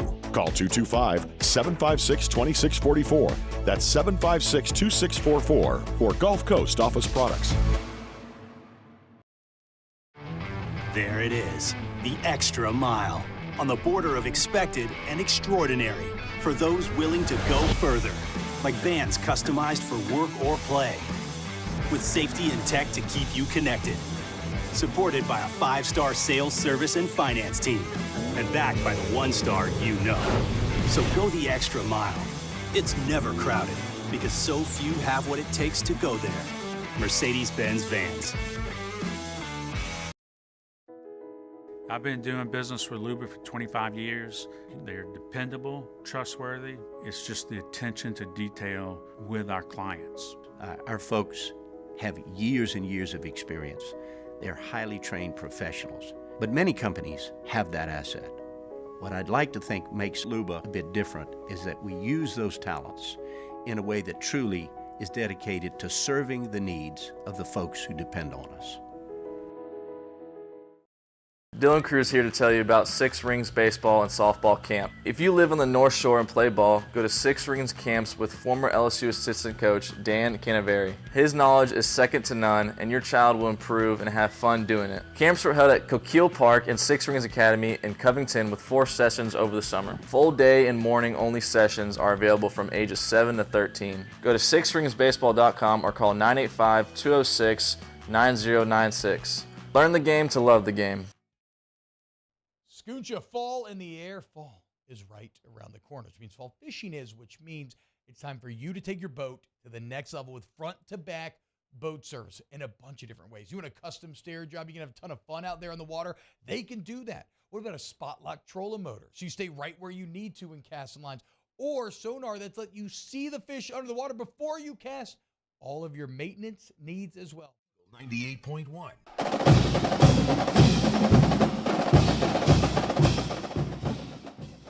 Eagle 98.1 Game Day continues from Rouse's LSU 49-39 winner here. All right, on 4th down from the 2, A&M decided to kick a field goal and then go with the onside, which they made, and the onside kick, which they didn't get. 2 timeouts to go. Alabama has run 2 plays. A&M has called 2 timeouts. 2 minutes to go exactly. It's 3rd down, and I want to say 10. And it's 26-20, Alabama. Rich, you know Jimbo Fisher. You've been in the meeting rooms with him. You've been on the practice field with him. 4th and goal from the 2 with 2:14, I think it was, or 2:16 to go. That's no confidence. You got to score twice. I get that. And so he kicks the field goal. He takes the safe play. If they get the ball back, then they have to score a touchdown. Aren't you more likely? And I know Jimbo doesn't believe in analytics. He never goes for it on 4th down. Aren't you more likely to score? Here's the 2 scenarios. Under 2 minutes, you're more likely to get in a position to kick a field goal than you are to score a touchdown. Okay, right. And if you are you got 1 play from the 2, you got to score twice either. You got to get down there twice. You're already down there the first time. Well, that's what I'm saying. But you have to have an opportunity to get inside that scoreable range. It's not a guarantee you get the ball back and going to drive 50 yards and put yourself in a touchdown play. Right. I get that he – and, of course, Alabama makes the first down on 3rd down and 7. I'm sorry, but if you need 2 scores, are you more likely to score on – you only get 1 play from the 2, score there, and if you get the ball back after your timeouts, kick a field goal. Or kick a field goal there. And if you get the ball back, which they're not going to now, score a touchdown. I mean, you got to go the length of the field. I mean, I get that he doesn't subscribe to the analytics, and he's conservative to a fault, but why is Alabama throwing the ball on 1st down? I don't know. What in the world was that? Saban's about to go jump in somebody's face. Saban wasn't on the headsets for a minute. Oh, you know what they were doing? They were trying to get the play off before they could review it. But the Alabama player, McClellan, spiked the ball. It don't matter. Yeah, McClellan picked it up off the. It was a clean catch. It was a clean catch. Saban's about to lose his lunch, but listen. I was a big Jimbo Fisher fan for a long time. I love the way the guy called plays. I thought he had great offensive balance. I thought he was a terrific coach of quarterbacks, and this is just an indication that, man, in the way the game is played now, he's just not aggressive enough. And it's funny you say that. I had a conversation earlier this week with a guy I played with, and we were talking about Jimbo and things the way the offense progressed over since we've played. And we were both disappointed in Jimbo. We're like, man, we thought he was the best offensive coach ever. The way he taught us, the way he talked to us, the way we respected him. And I'm not going to call him Les Miles, but, I mean, he is not changing to the world of football today. He's a modern-day Les Miles. Yeah. I mean, he doesn't run – Miles was a coach that was coaching in the 2000s with a 1970s approach. Jimbo is coaching in the 2020s with a 1990s, 2000s approach to this. No doubt. And you can't play that way anymore. I'm sorry. You have to be somewhat aggressive. Controlled aggression, I get it, but it's what the second caller talked about, saying defense wins championships. That was the era that they were coaching in. When you could do that, back then, you didn't have 1,000 7-on-7 camps all summer. You know, there wasn't just throwing the football all over the place. Jimbo's mantra, we ended every meeting with every possession ends in a kick. We don't care if it's a punt, field goal. Every possession ends in a kick. You don't want to turn over, and that's not the day. Yeah, that's another cliche that was correct for a long time. But there's ample data to show. And listen, if they hadn't changed the rules, okay, I might be with him on that. But there's ample evidence to suggest that that's not the way to play anymore. No doubt. That there is the. I'm getting to the point in LSU right now where if it's 40-yard lines minus, you got 60 yards to go, we should never punt the ball anymore. If you're in a 4th and 8, I don't give a damn because right now we have a better chance of making an 8-yard gain than we do stopping an 8-yard gain. Which is why the sequence last week against Ole Miss was so infuriating on 3rd down and 5 at the end of the game. It's like you're in 4-down territory here. I don't care if you're the 48-yard line. You give them the ball back, you're going to lose. Know your defense. I mean, your defense is exhausted. Your defense is cooked at this point, so you have to do this. I'm talking 40-plus on opposite territory. I mean, it don't matter if it's 40 yards or 70 yards. I don't have that much confidence in the defense. I have more confidence in Jaden Daniels making that play. And you have to make some 7s. I disagree with the look. Field goals are worthless. You know, if it's 4th down and 12 from the 15-yard line, you gotta kick a field goal. But going back to that first game against Florida State, well, there's some plays inside the 5-yard line, and they went for it, and they didn't make it. The second time, you and I both thought they should have kicked. Yeah. They went for it, and they didn't make it. But you have to go for it a little bit. I mean, you got to put a little bit of pressure on your opponent. You can't and let them and feel he's just not comfortable. doing that. You can't let them feel comfortable in 4th and short because everybody thinks you get that stop, you're good. You start making defensive coordinators have to think on 4th down and 4th and short. It puts a lot more pressure in the game. The cliches that were true for so long in football. Every possession ends in a kick. When you put the ball in the air, 3 things can happen, and 2 are bad. I mean, these are all antiquated theories. Yeah, the game has so changed. I used to have a landline in my house to make a phone call. I don't anymore. No one has a landline anymore. Your cell phone call might drop. Yeah, but I'm not paying to put a landline in my house. And listen, I'm as old fuddy-duddy as it gets when it comes to football, but you got to make some aggressive plays if you're going to succeed. Like, if I'm an A&M fan here, I'm feeling like my coach didn't give me a chance here. He didn't give me the best chance to win here. If I'm a quarterback at Alabama, this is what you do right here. 3 seconds, throw it as high as you can, let the clock run out. And the clock ran out. That's what you do. He just heaved it out of bounds. The clock ran out, and Alabama wins this thing 26-20 unless they say it went out of bounds with a second. Well, they're going to go look at this for about a half an hour, and A&M may have one play. But is this okay? Is this a better situation? Had he gone for it, let's say they make it, okay?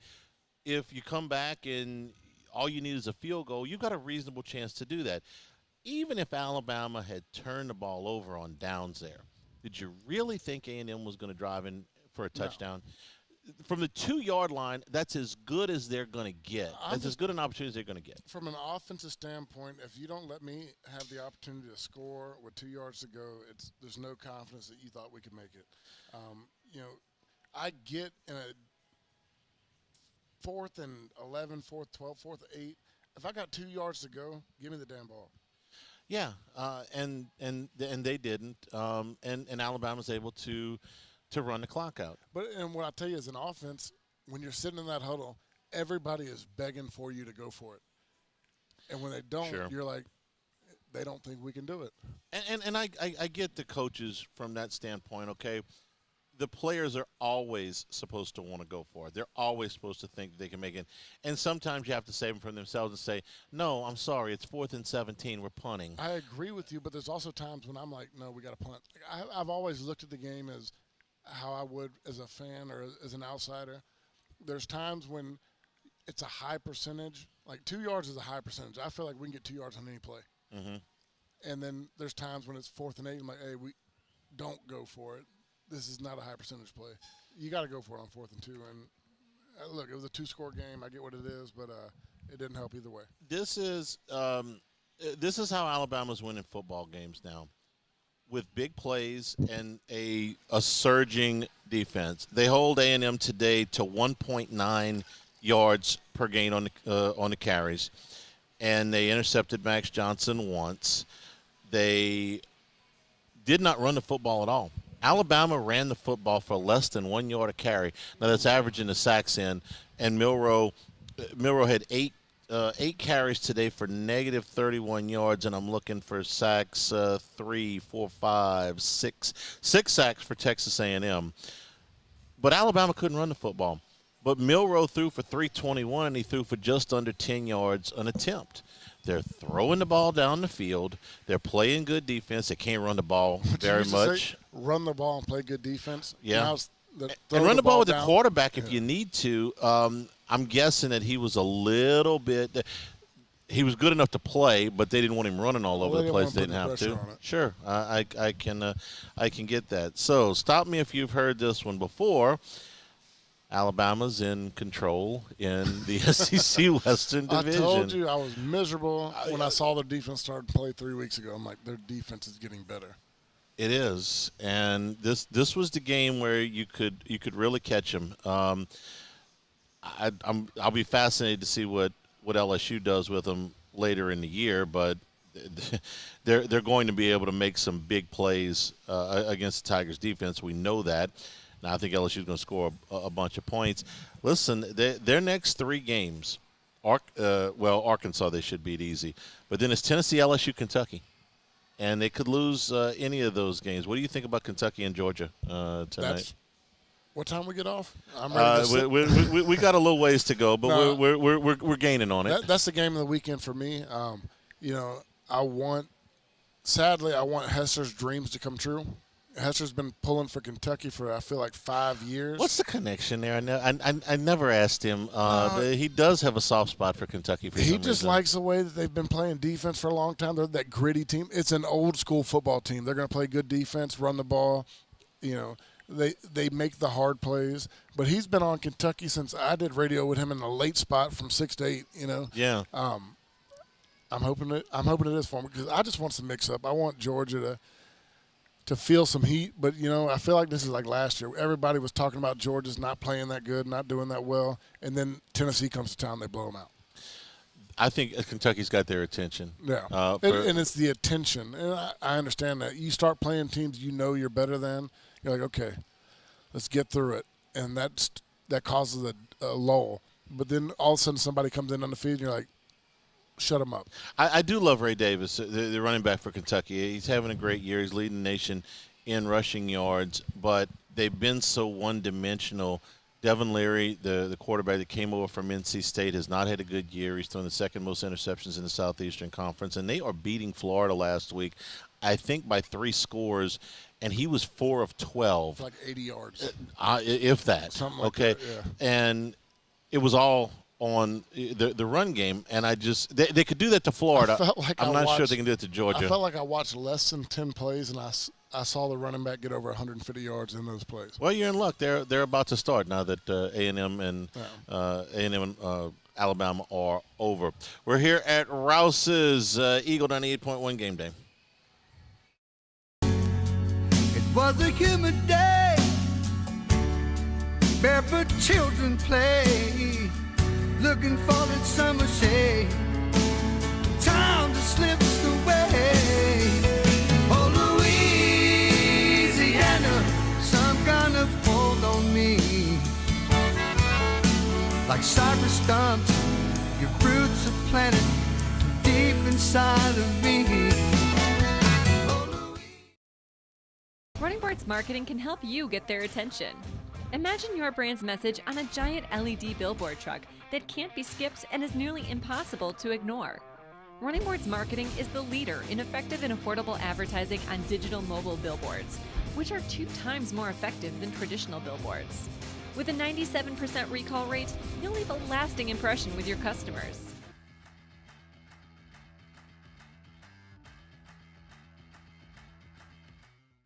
Gulf Coast Office Products is a nationally recognized Savin office equipment dealer based right here in Louisiana. Over 100 employees strong, Gulf Coast has the boots on the ground to support all vertical markets from education, engineering, legal, and finance. With the latest in office technology from desktop to production segment units, Gulf Coast and Savin have the perfect fit for you. Call 225-756-2644.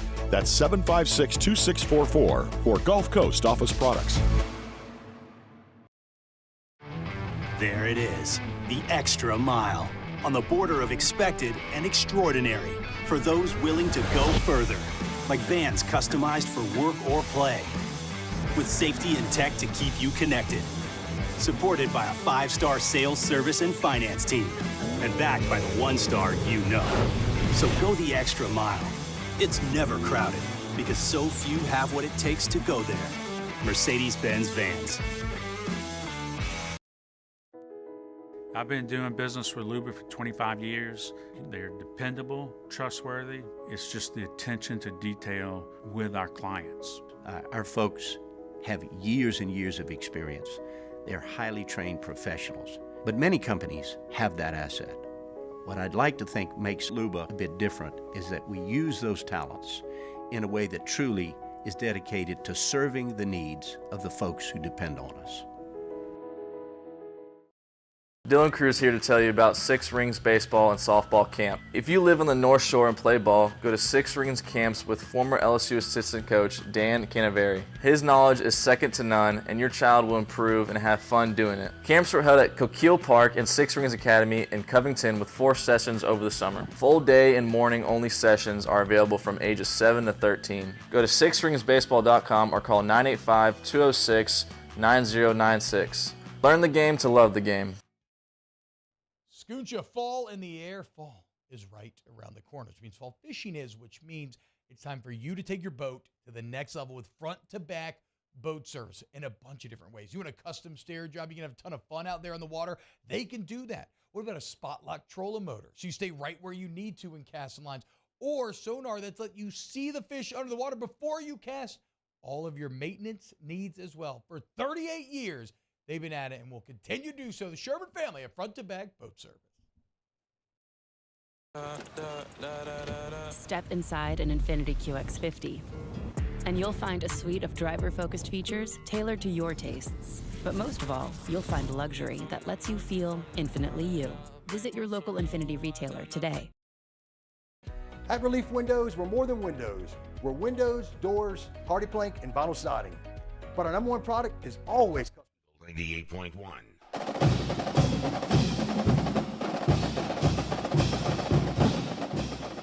Eagle 98.1 Game Day continues here from Rouse's LSU, a 49-39 winner over Missouri today. Tigers outscore the other Tigers 32-14 in the second half. Rich, offensively in the first half, it looked like LSU, they were trying to run the football. They were trying to get some more plays in. They were trying to keep the defense off the field a little bit. Even as Missouri was scoring, it was a concerted effort to try to, hey, listen, we're going to hammer the football. We think we can run the football against them, and they could, 6.5 yards a carry. But a lot of that was, I thought, with the defense in mind to give them a shot. Well, I also think that it's because of what the defense was giving them. They were dropping everybody. They were trying to play coverage, and you could see it early on. I think, I don't know if it's sometime in the second quarter, we had like 21 rushes to 7 passes. Blake Baker knew where we were good.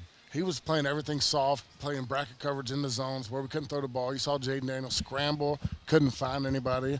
And finally we were like, okay, just pound it. We're going to run the ball. Where I got nervous was we weren't getting the stops, and they were scoring fast, and we were still trying to run the ball. But it was a great effort by Logan Diggs. And he does such a fantastic job of finding those little creases. I learned something about Logan Diggs tonight, and he is such a good runner for 5 to 7 yards. He doesn't have the burners to turn on. He had a couple that I thought he was going to break loose, and everybody caught him. Well, and listen, I can live with that at this point. I'm good because that's what he does. I want 5 yards of carry. You get 5 yards out of carry, you're good to go. But I thought I'm in the text earlier. I was like, okay, I see where his deficiency are. That's the first time I've seen a deficiency from him. Special teams tonight, good and bad. The good was the punt at the end. I got two bads. That goes down to the end. Well, Clayton not fielding the punt. That is the worst one. That one flips the field for you, and Georgia goes in for an early touchdown here. The thing about me, it was just a terrible read. I don't know, the sun got in his eyes, whatever it was. He looked up, and the ball went 10 yards over his head. The other one was, I think it was on the second drive or third drive, the punt was terrible that put him in a bad situation. It was like a 17-yard punt. It was, but there was also a bad punt for Missouri. Missouri had one really bad punt too. So the punting was inconsistent, and Ramos misses a short field goal. I don't know what the execution was on that. It's a 28-yard field goal. Those are the ones you gotta put in there. It was one from an opposite. It was a hash field goal, and sometimes you talk about it. A short field goal sometimes is hard for guys to make from the hash as a long field goal because you're trying to punch it through. But it was from the right hash, so the natural draw. I mean, the left hash I get, but the right hash you figure he would have drew it in a little bit more. He thought he made it. Yeah, because I see it was one of those. It was curving in, it just curved too late, you know. And the kicker for Missouri, who's interesting. My God, makes the longest field goals in the world and misses the short one. And you saw what he was saying. A lot of the broadcast first thought Perkins got his hand on it. They went back and saw it. He wasn't close. No. And then you saw him on the sideline. The way the guy spun the ball. Laces in. Yeah, that hurt him. Dan. The one he made the one he made at the end of the first half looked like it was going in. Then it looked like it was going to drift out, and then it hooked back in. It was like one of those golf shots that kind of gets caught up. Yeah, gets caught up in the wind, and he made it. It blows my mind on some of those kicks because I watch it and I'm like, it's almost like to the point where I'm like, if it starts out, it's going to be in. And sometimes when it starts in, it's going to be out. That ball curves. What do you think's going? Those players, what are they feeling right now? It's been a long 2 weeks, man. I'm trying not to. I'm trying to think along with them because I know how we feel. But the way we feel is not exactly the way they feel. But it's been a long 2 weeks. It's a very long 2 weeks, and I don't. Trying to go back as a player, walking into that locker room, I don't know if they feel that much better today. I mean, that's a team that wanted to put a great performance out on defense. They wanted to come out there and show that we are as talented. We're LSU. Jaden, he struggled in the first half, and it's one of the things I'm scared of. If he has a bad game, we're going to lose. And there was some of the read options I think he made bad calls on. But, it was just – the first half was a struggle for us. Next week they get Auburn, and Auburn has struggled offensively. They have quarterback issues. They're in a transition under Hugh Freeze. But they played Georgia right there, nose to nose and toes to toes for 56 minutes, 55, 56 minutes. Now, that was at Jordan-Hare. They got to come here. I don't know if I told you, 5 of LSU's last 6 are at home. That's definitely going to help. What was the Auburn tradition for a long time? It was like the road team won? No, that was more the Alabama series where the road team went. But Auburn did not win here from 99 until Cigar game 2 years ago. So, no, this has been a very difficult place for Auburn to win. But if you're looking for your defense to get well against somebody, this is probably the team you want to play right. I hesitate to say that because this is about as challenged an offense as you've got right now. Yeah, but I mean, I've watched a few Auburn games, and they're lacking a quarterback right now. They're lacking talent. Their play calling is superb. Like Hugh Freeze calls the game. When I'm watching the plays he calls, I'm like, that is a home run play. It just doesn't happen. It's a game that I'm very worried about, and I feel like as an offensive player, I've been on the opposite end. And in 08, I think it was 08 when we were throwing the interceptions, especially in 09 when the defense was playing so good, the pressure you feel when one side of the ball is playing better than the other, it's like you don't want to let them down. And now I feel like on the offensive side this year, they have so much pressure to score on every drive. Yeah, how could they not feel like they've got pressure to score on every drive? The very first drive of the game, they run the ball twice in the middle. They get stopped. I think it was 3rd down and 7, and they throw an out that is just incomplete. Yeah. Looks like for any other team or for, this team in regular situation, hey, you went 3 and out on your first drive. You're going to get a 3 and out there. The game's going to settle in. Everybody's going to kind of feel everybody out.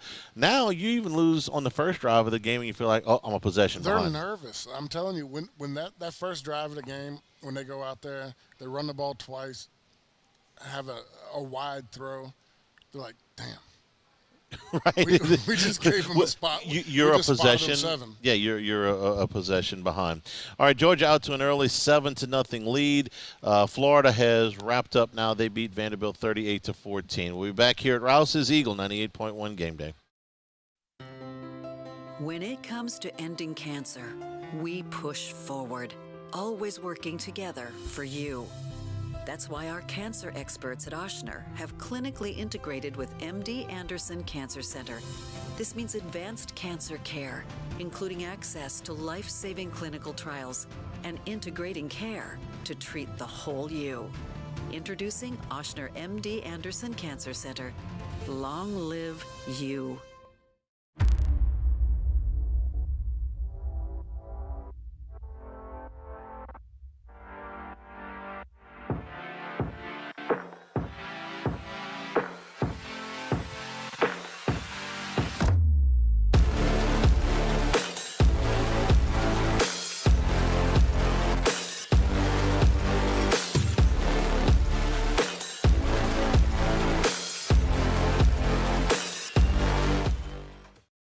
Running Boards Marketing can help you get their attention.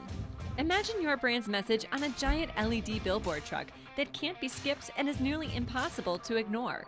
Running Boards Marketing is the leader in effective and affordable advertising on digital mobile billboards, which are 2 times more effective than traditional billboards.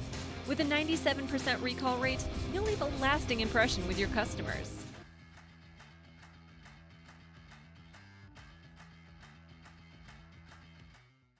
Gulf Coast Office Products is a nationally recognized Savin office equipment dealer based right here in Louisiana. Over 100 employees strong, Gulf Coast has the boots on the ground to support all vertical markets, from education, engineering, legal, and finance. With the latest in office technology, from desktop to production segment units, Gulf Coast and Savin have the perfect fit for you. Call 225-756-2644. That's 756-2644 for Gulf Coast Office Products.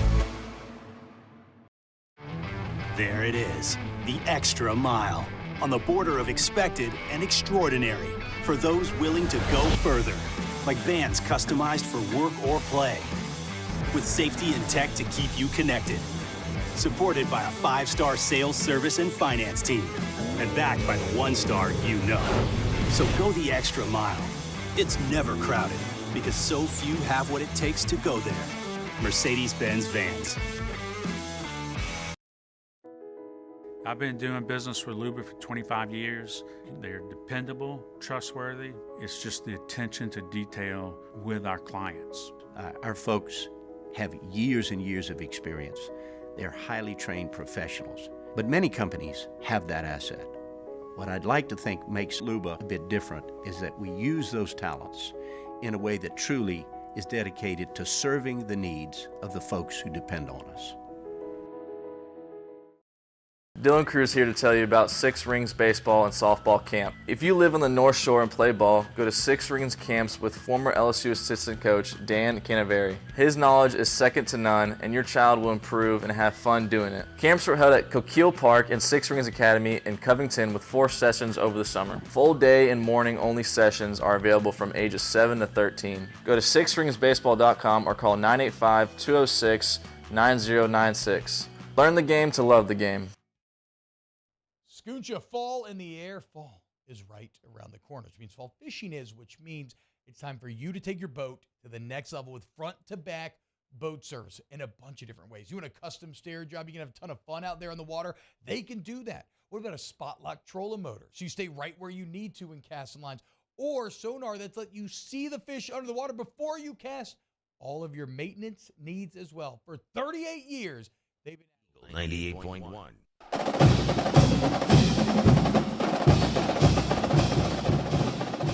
Eagle 98.1 Game Day continues from Rouse's. 499-9898 is the number to call on the Bears hotline. Greg is in New Iberia. Greg, welcome into the show. Yeah, if I was, great performance by Jaden Daniels. Let me say that first. But if I was LSU's defense, I would look at it like this. You got to make 4 stops a game. You make 4 stops a game with the offense we have, and it gives you a whole much better chance to win the game. I mean, I don't know how many stops we made today. I know we had 2 turnovers, maybe 1 punt, and we won the game. So if we can just get that, just go do that every week, make that be your goal for right now. He wants 4, you want 5. They got 6 today, if you count the very last one. But it's essentially 5. The clock ran out on the way the offense Missouri has been playing. You get 5 stops, 5 stops a game, you're going to win it. It's just when you have an offense this good, and I'm talking about 5 stops like it's a good thing. You should try to get a stop, every other possession. Right now, we have a great offense. This offense is playing as good as anybody in the country. You just got to have some sort of a complementary defense. I'm looking at the drive chart here. Missouri had the ball 3, 4, 5, 6, 7, 8, 9, 10, 11, 12, 13 times today, if you count the last field goal, and essentially the game was over. Yeah. So really 12 possessions, which is about right. And you're asking for a stop on less than half of them. So the question has to be in that room, is the easier way to get a stop to get them to punt the football or to try and create turnovers? Or should you dial up the aggression at this point to try to cause some turnovers? Aggression and turnovers come together. You start making the quarterback make bad decisions, throw off-timing routes, try to throw it early, throwing it late. That's when you're going to get a turnover. You are vulnerable, though, to the big play. You are, but, I mean, this is where I got to keep bringing myself back. We don't have the DBs that we're used to saying we're going to play man-on-man coverage, we're going to bring 6. Doesn't matter. We got 4 guys that are going to lock them down.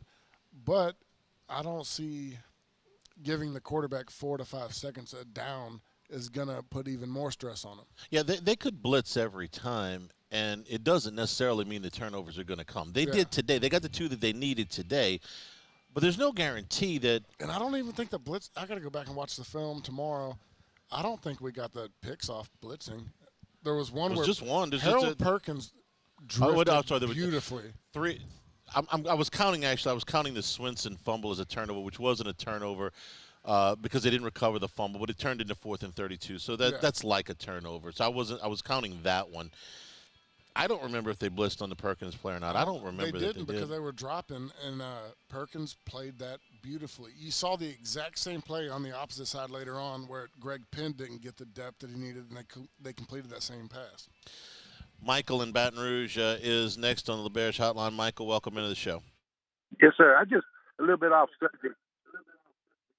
I wanted to know what y'all thoughts were if Daniels were play the way he's playing would be considered for the Heisman. I'll hang up with this one. Yeah, his numbers, his play, everything should have him in the Heisman conversation. LSU's lost 2 games, and so if they were undefeated or with 1 loss, he'd be in the top 2. His play, his numbers are fine right there. If the difference right now between Jaden Daniels and Caleb Williams and Michael Penix is that USC's undefeated, Washington's undefeated, and LSU's not. You need a year like when Robert Griffin won it with 3 losses. With 3 losses, and right now you don't have that. You've got a lot of light on a lot of quarterbacks. Yeah. Okay, if Notre Dame wins again tonight, they're still in the national championship picture. And you've got in Sam Hartman a guy that's going to put up really good numbers for the year. And now they've won, a couple of big games. They lost the one that they really needed. Hartman would be right there. Next week, Washington plays Oregon. That's Michael Penix and Bo Nix.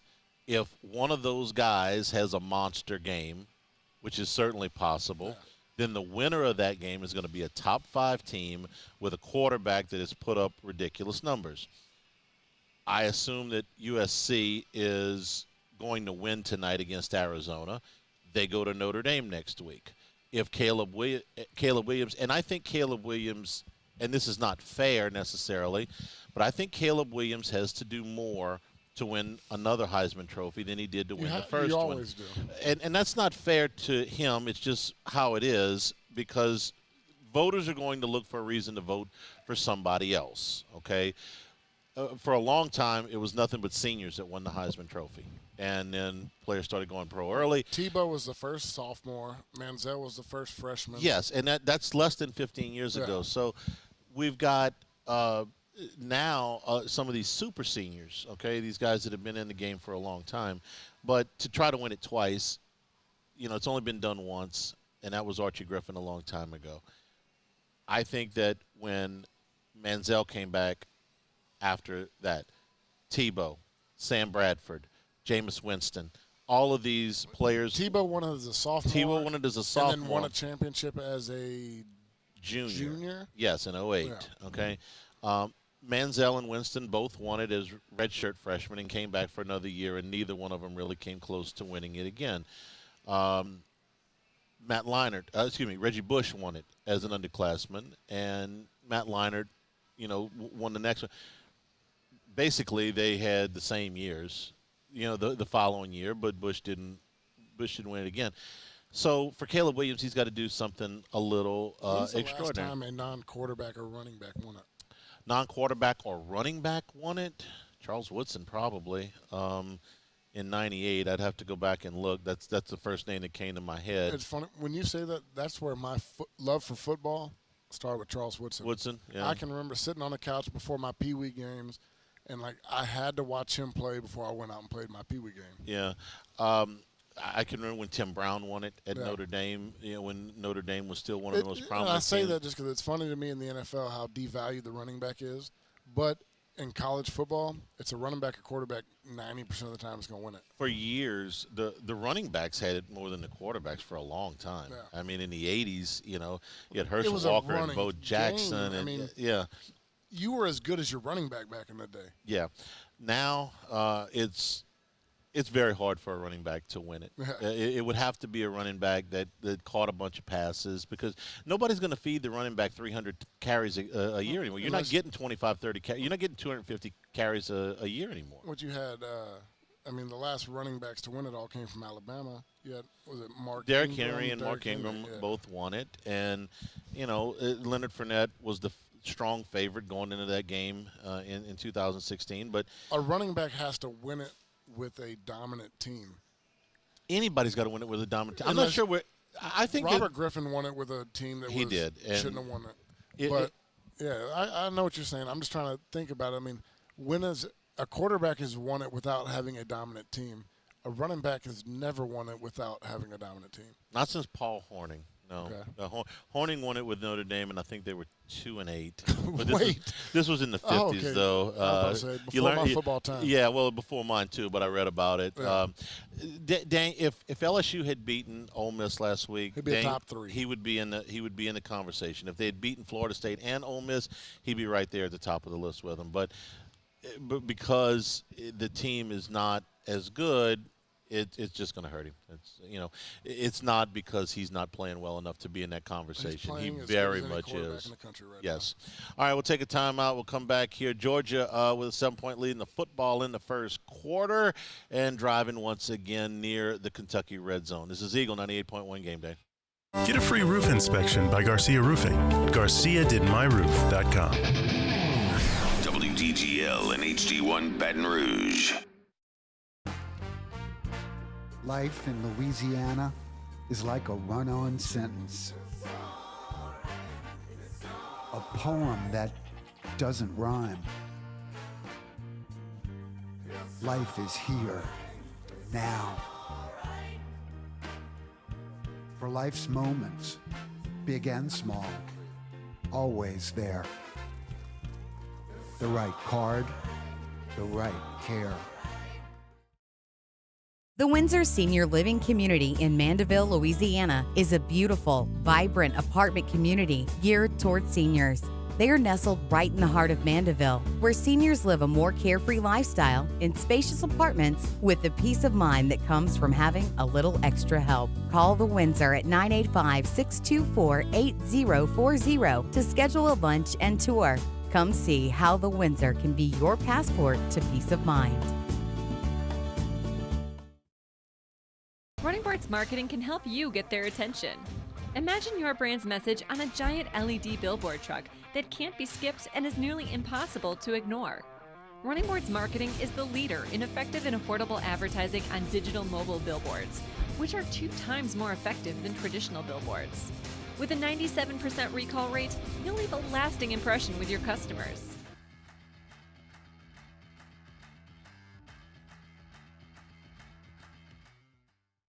Gulf Coast Office Products is a nationally recognized Savin office equipment dealer based right here in Louisiana. Over 100 employees strong, Gulf Coast has the boots on the ground to support all vertical markets, from education, engineering, legal, and finance. With the latest in office technology, from desktop to production segment units, Gulf Coast and Savin have the perfect fit for you.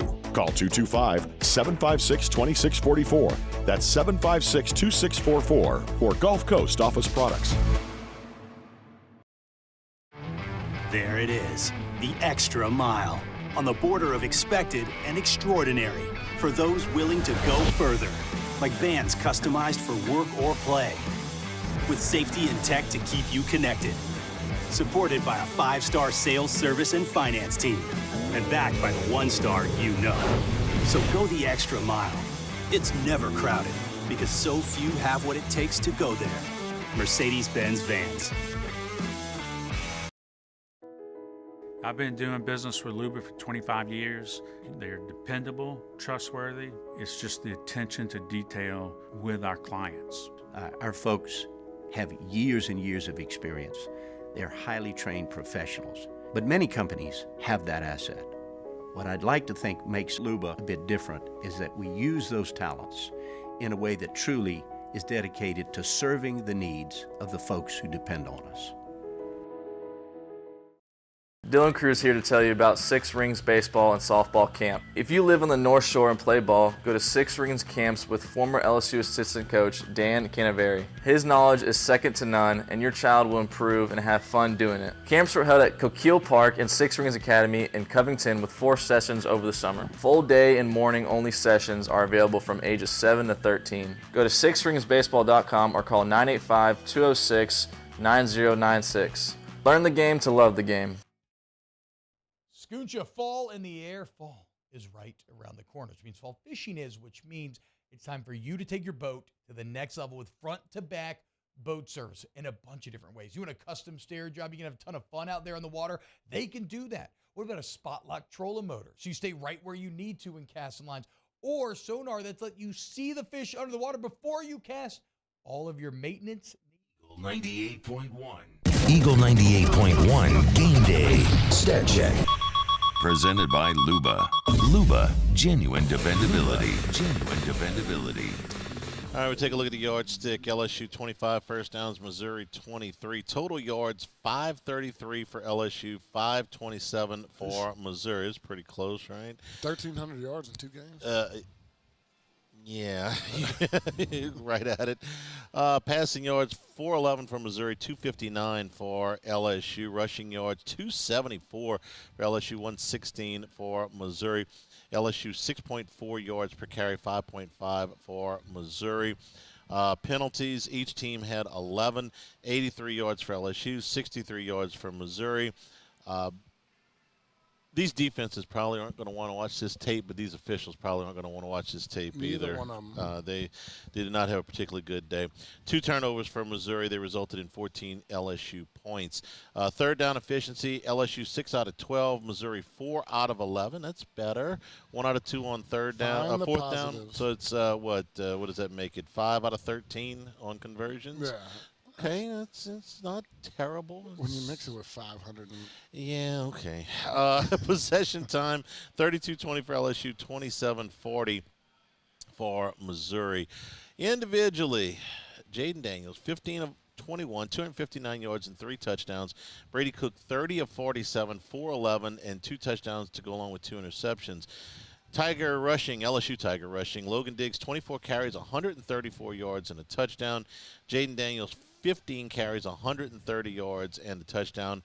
Cody Schrader, 13 carries, 114 yards and 3 touchdowns from Missouri. Receiving, Malik Neighbors, 6 catches for 146 yards and a touchdown. Brian Thomas, 4 catches for 66 yards and a score. He struggled early in this game. He had a penalty. He had a at least one drop. Early in the game, Malik had a bad drop. Thomas had a bad drop, but Thomas had a bad holding penalty. Yeah. And worse was he gave up on a play that almost got in on a touchdown play. That was a touchdown to Taylor, right? Yeah, he just gave up on the guy. Yeah, he really did. Taylor with 4 catches for 27 yards and a touchdown. Luther Burden, 11 catches for 149 yards. He didn't score a touchdown. I got to go look. I don't have it right in front of me, but I want to say it was 9 catches in the first half and 2 in the second. No So doubt. they adjusted a little bit on him. Theo Weiss, 4 catches for 80 yards in the score. Mookie Cooper, 7 catches for 80 yards. Seemed like he caught a lot of balls on third It down, seemed like too. he always caught the ball that that made you mad. These are the things that we're going to talk about in the podcast on Monday. Punting, Bramblett 3 for 43.7. The one that got Missouri down to 5 at the end was really, really key. And Luke Bauer with 2 punts for a 45-yard average for Missouri. Defensively, LSU led 7 solo tackles for Zy Alexander, Greg Penn, and Andre Sam each had 6 tackles. Tyron Hopper, 8 for Missouri, along with Chad Bailey. Each had 8 individual solo sick tackles. every time when you talk about our leading tacklers being in the secondary. I understand why. They're just not running the football. I mean, they threw the ball 26 times more than they ran it today. So isn't, by definition, your leading tackler going to be in the secondary? I know what you're saying. It means you're making tackles down the field. I'm just saying what I've seen the last 4 games. I mean, it's just always missed tackles up front and you're saving tackles. Yeah, I'm not saying that, by any stretch the defense is performing well, but I mean, there's a reason for this. Most of your pass game is in the middle of the field, and you still get linebackers making tackles, breaking it up. Right now, it's always 10 yards plus. All right, we'll take a break, come back here with our final scoreboard of the night from Rouse's on Burbank at Lee, Eagle 98.1 Game Day. Life in Louisiana is a song. A symphony of sound, colors, and movement. Life is here, now. For life's moments, big and small, always there. The right card, the right care. The importance of doing this fortified program and offering it to people down here is, number one, the only real chance you're going to get to do this is when you put on a new roof or build new. And through companies like HUDCO, who's kind of leading the way in this thing, it's going to offer the customers a huge advantage in the insurance market and the price of their insurance. We're not looking to make a fortune off fortifying. We're trying to give you a better product than our competitor at the moment. I'm trying to do something that he can. I'm trying to give you something better. So a lot of these insurance jobs, you're getting a re-roof, you're only paying your deductible. Let's sit down and talk about the fortified and let's see what it does to your insurance premium. You're getting a steal. Yeah. You're getting a brand new roof and a fortified certificate for your deductible, essentially. I think we're rocking and rolling.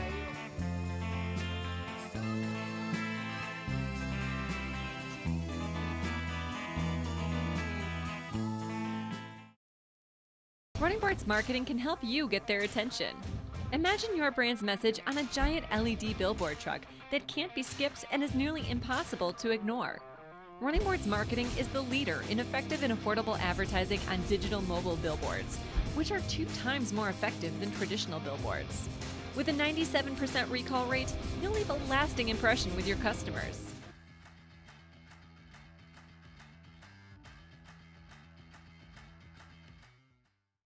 Gulf Coast Office Products is a nationally recognized Savin office equipment dealer based right here in Louisiana. Over 100 employees strong, Gulf Coast has the boots on the ground to support all vertical markets, from education, engineering, legal, and finance. With the latest in office technology, from desktop to production segment units, Gulf Coast and Savin have the perfect fit for you. Call 225-756-2644. That's 756-2644 for Gulf Coast Office Products. There it is, the extra mile. on the border of expected and extraordinary for those willing to go further, like vans customized for work or play, with safety and tech to keep you connected. Supported by a 5-star sales, service, and finance team, and backed by the 1-star you know. So go the extra mile. It's never crowded, because so few have what it takes to go there. Mercedes-Benz Vans. I've been doing business with Luba for 25 years. They're dependable, trustworthy. It's just the attention to detail with our clients. Our folks have years and years of experience. They're highly trained professionals. But many companies have that asset. What I'd like to think makes Luba a bit different is that we use those talents in a way that truly is dedicated to serving the needs of the folks who depend on us. Dylan Cruz here to tell you about Six Rings Baseball and Softball Camp. If you live on the North Shore and play ball, go to Six Rings Camps with former LSU assistant coach Dan Canaveri. His knowledge is second to none, and your child will improve and have fun doing it. Camps were held at Coquille Park and Six Rings Academy in Covington with 4 sessions over the summer. Full day and morning only sessions are available from ages 7 to 13. Go to sixringsbaseball.com or call 985-206. The Robinson Brothers Ford Lincoln College Football Scoreboard. Robinson Brothers Ford Lincoln, on airline under the giant American flag. All right, we start with games in progress. Fourth quarter, by the way, is 14-0. Georgia leading Kentucky early in that one. All right, games coming down the stretch. UAB leading South Florida 56-28 in the fourth. UConn leading Rice 31-21 in the fourth. Florida Atlantic leads Tulsa 17-7. That's at the half. Colorado and Arizona State are tied at 7. That is early in the second quarter. Sun Devils with a drive in Colorado territory. We told you Georgia is leading. Carson Beck has thrown 2 touchdown passes for Georgia. South Alabama leads Joe Monroe 17-0 in the second quarter. Southern Miss out to an early 3-0 lead against Old Dominion. Number 2, Michigan leads Minnesota 7-0. Believe that might have been a defensive touchdown. I'm not sure. I know that, yeah, it was. That was the first play of the game. Minnesota throws an interception, and Michigan cashes it in. They have just kicked off in Oxford, and Arkansas turns away Ole Miss on a 3-and-out to open the ball game. They have the football right now, first down and 10. Later tonight, as a matter of fact, here in about 5 minutes. Nope. Just started, I'm sorry.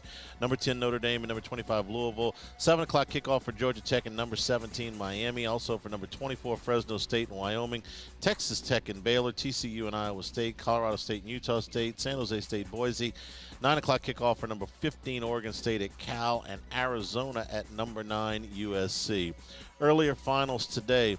Number 5, Florida State stays unbeaten. They beat Virginia Tech 39-17. Jordan Travis threw a couple of touchdown passes there. Number 11, Alabama beat Texas A&M 26-20. Jalen Milroe, no apparent problems with the hamstring. He threw for 321 yards, 3 touchdowns, and a pick, though he was not effective running the football today. But don't think it was because of the hamstring, Rich. I think it was more the Texas A&M defense is really, really good. Well, no doubt. They're playing really good, and they did what we were worried about. They run the ball heavy, and Milroe can throw it deep. Big plays for Alabama. Florida goes to 4-2. They beat Vandy 38-14. Kansas beats Central Florida 51-22. Troy over Arkansas State 37-3. Red River, number 12 Oklahoma beats number 3 Texas 34-30 on a late touchdown drive orchestrated by Dylan Gabriel. This was a fantastic ball game I told you, today. I was going back and forth. It was really hard for me to keep my focus on the LSU game because this game was so interesting. And I understand why. Number 4, Ohio State stays unbeaten. They beat Maryland 37-17. This game was tied at 10 at the half. Ohio State outscored the Terps 17-0 in the fourth quarter. A couple of touchdown passes for Kyle McCord. UCLA beat number 13 Washington State 25-17 in a game marred by lots of turnovers on both sides. Number 14 North Carolina goes to 5-0 there, a 40-7 winner over over Syracuse. Drake May threw for 442 yards and 3 touchdowns. Number nothing. They're not ranked. Boston College beat Army 27-24. Mississippi State beat Western Michigan 41-28. It's been a long day. Okay. Wisconsin beat Rutgers 24-13. Virginia over William and Mary 27-13. Toledo over UMass 41-24. NC State outlasted Marshall 48-41. It was UTSA over Temple 49-34. Buffalo beat Central Michigan 37-13. Northwestern beat Howard 23-20. Iowa over Purdue 20-14. Iowa's 5-1. The losses to Ohio State, but the offensive coordinator is below his points quota. How does that work? That's Iowa football. They play great defense and try to find something to do. Yeah, but my man ain't going to get paid if they don't make 25 points a game. If they win games 20-14, yeah, he's not going to get there. Clemson beats Wake Forest 17-12. Navy over North Texas 27-24. UL Lafayette came from behind the fourth quarter, beat Texas State 34-30, despite 326 yards from TJ Finley. Eastern Michigan beat Ball State 24-10. It was Miami of Ohio over Bowling Green 27-0. Ohio beat Kent State 42-17, and Northern Illinois blasted Akron 55-14 was the final there. And let me see if I can get you one more score here. Yes, late in the first quarter, Southern leads Florida A&M 6-0, and earlier today, Alcorn State beat Grambling 25-24, and that is your college football scoreboard. Game Balls is next from Rouse's Eagle 98.1 Game Day. Life in Louisiana is like a run-on sentence. A poem that doesn't rhyme. Life is here, now. For life's moments, big and small, always there. The right card, the right care.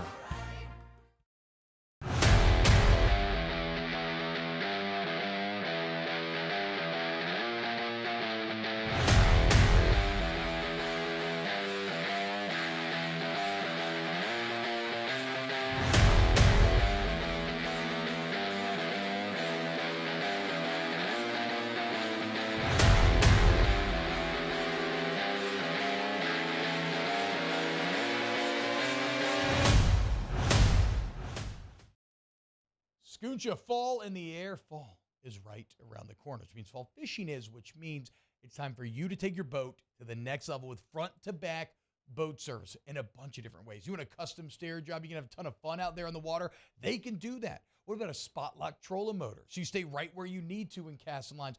Or sonar that's let you see the fish under the water before you cast.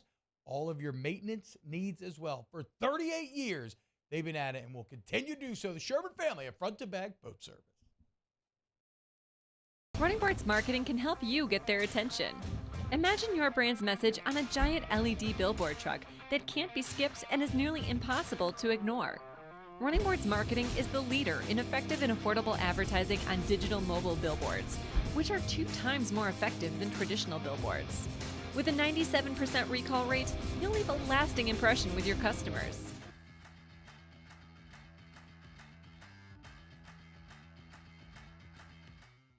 Gulf Coast Office Products is a nationally recognized Savin office equipment dealer based right here in Louisiana. Over 100 employees strong, Gulf Coast has the boots on the ground to support all vertical markets, from education, engineering, legal, and finance. With the latest in office technology, from desktop to production segment units, Gulf Coast and Savin have the perfect fit for you. Call 225-756-2644. That's 756-2644 for Gulf Coast Office Products. There it is, the extra mile, on the border of expected and extraordinary, for those willing to go further, like vans customized for work or play, with safety and tech to keep you connected, supported by a 5-star sales, service, and finance team, and backed by the 1-star you know. So go the extra mile. It's never crowded, because so few have what it takes to go there. Mercedes-Benz Vans. I've been doing business with Luba for 25 years. They're dependable, trustworthy. It's just the attention to detail with our clients. Our folks have years and years of experience. They're highly trained professionals. But many companies have that asset. What I'd like to think makes Luba a bit different is that we use those talents in a way that truly is dedicated to serving the needs of the folks who depend on us. Dylan Cruz here to tell you about Six Rings Baseball and Softball Camp. If you live on the North Shore and play ball, go to Six Rings Camps with former LSU assistant coach Dan Canaveri. His knowledge is second to none, and your child will improve and have fun doing it. Camps were held at Coquille Park and Six Rings Academy in Covington with 4 sessions over the summer. Full day and morning only sessions are available from ages 7 to 13. Go to sixringsbaseball.com. 98.1. Eagle 98.1 Game Day. Game Balls. Game Balls. Game Balls. Presented by WCK Foundation Repair. Support your home team. WCK Foundation Repair. Repair. All right, you first. I'm going to go. Jaden Daniels deserves it because we don't win the game without him. 100 yards plus rushing, 200 plus passing. But I'm going to give an honorary game ball to Mason Smith. Made his best game of the season. Got some tackles for loss, a sack. Made a little bit of pressure. And I'm fine with that. Jaden Daniels deserves about 8 game balls. I mean, I don't know how many we have left to give with the rest of the season. I can give them all to him today. What a performance! That's just as high on octane, offense as you can run. They scored 49 points in back-to-back weeks. I mean, I know they had the pick 6, but still. Today was more impressive. The injury he had earlier. He got beat up, man. His bits are hurt so Yes. bad. I'm watching the game. I'm watching him grimace. And I'm talking to my mom sitting next to me. I'm like, I don't know how he keeps going. I mean, because it's one of those injuries that as a quarterback, as much rotation you got to do. He fought through it. He was a player today. Every time he breathes right now, it probably hurts. You don't want to look at anybody. You don't want anybody to make you laugh. Don't cough. You don't want to sneeze. You don't want to cough. Don't talk to me. So Daniels deserves everything tonight. I'm also going to give some props and a green ball to Logan Diggs. No doubt. 24 carries for 134 yards and a touchdown. And let me tell you something. It's not like they were easy. I mean, he took some shots. Now he broke in the secondary on some runs for sure. But there were some times where they just had to hammer it in there. He went through arms at the line of scrimmage every time. He did. And Ole Miss snapped. We talked about this all week. Ole Miss snapped the ball 88 times last week. If Missouri had snapped the ball 88 times today, LSU was going to lose. Yeah. In fact, outside of maybe Army, who's not going to snap the ball 88 times because they just don't play that way. If LSU gives up 88 snaps to who they play, Georgia State, they might lose. Yeah. You can't play defense that long. God knows they've proven that. So Diggs' carries were necessary because you had to take some of the pressure off of Daniels. You couldn't let him take any more shots than he did. And you had to be productive in that run game. Otherwise, you're giving away possessions. So those carries were so important to me because Missouri snapped the ball 66 times. It's 24 today. Plays off for Jaden Daniels. I'm sorry, 68 instead of 88. They snapped the ball 20 more times. Hell, they snapped the ball 10 more times. LSU might lose. Yeah. Diggs' carries were absolutely necessary here.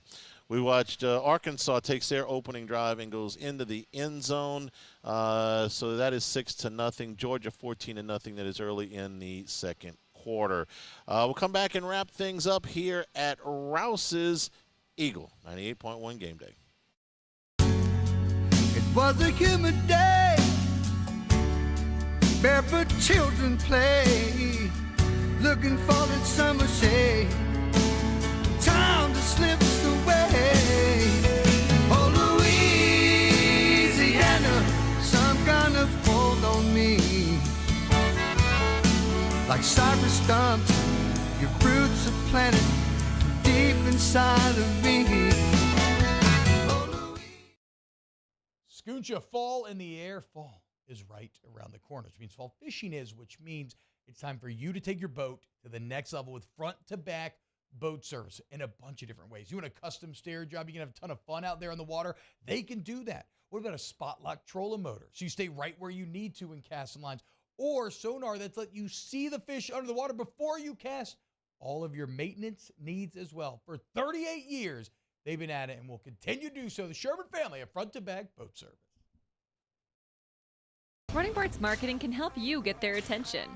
Imagine your brand's message on a giant LED billboard truck that can't be skipped and is nearly impossible to ignore. Running Boards Marketing is the leader in effective and affordable advertising on digital mobile billboards, which are 2 times more effective than traditional billboards.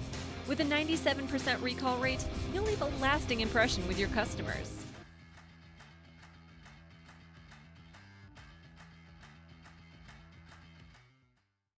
Gulf Coast Office Products is a nationally recognized Savin office equipment dealer based right here in Louisiana. Over 100 employees strong, Gulf Coast has the boots on the ground to support all vertical markets from education, engineering, legal, and finance. With the latest in office technology from desktop to production segment units, Gulf Coast and Savin have the perfect fit for you. Call 225-756-2644. That's 756-2644 for Gulf Coast Office Products.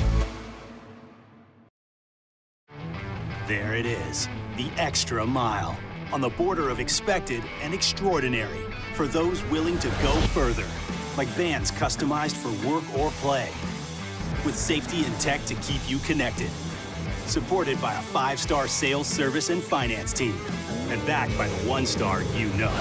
So go the extra mile. It's never crowded, because so few have what it takes to go there. Mercedes-Benz Vans.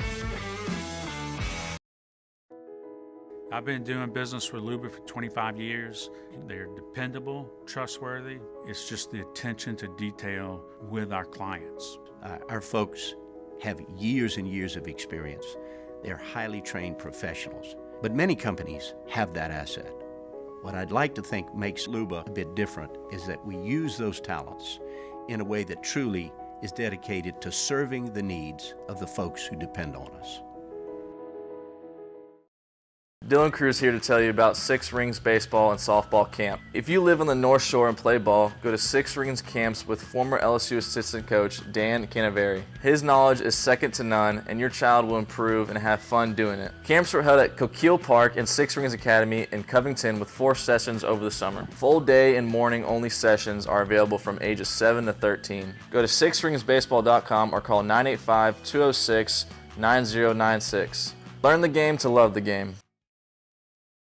At Relief Windows, we're more than windows. We're windows, doors, hardy plank, and vinyl siding. But our #1 product is always customer satisfaction.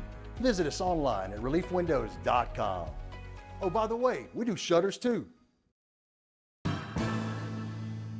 His name was King. He had a horse along 98.1.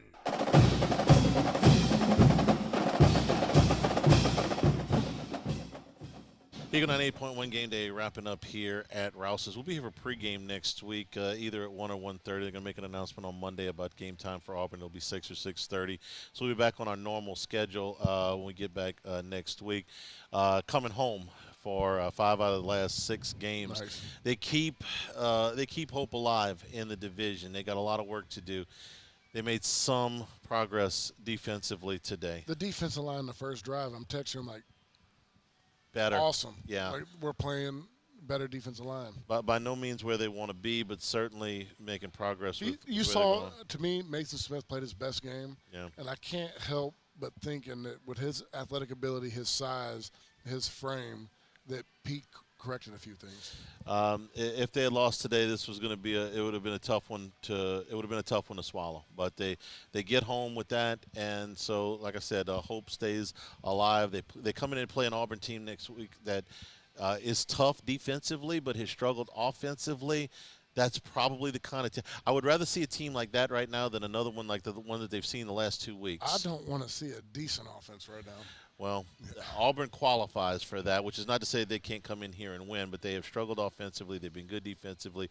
You're going to see an offense in transition at Auburn and then Army the next 2 weeks, and then a bye week before you see Alabama. So there's some room here. And what I'm curious to see is how many people take this game tape and what Missouri tried to do in the secondary to try to force LSU to run the ball. See how that goes down the field. Well, if it's at 6 and if nets, 6.5 yards of carry for LSU. I'm fine with that. Thanks to everybody who participated today. For Michael and the crew back in the studio and all of us here at Rouse's, I'm Charles Hanniger saying thank you and good night. LSU wins at 49-39. This has been Eagle 98.1 Game Day.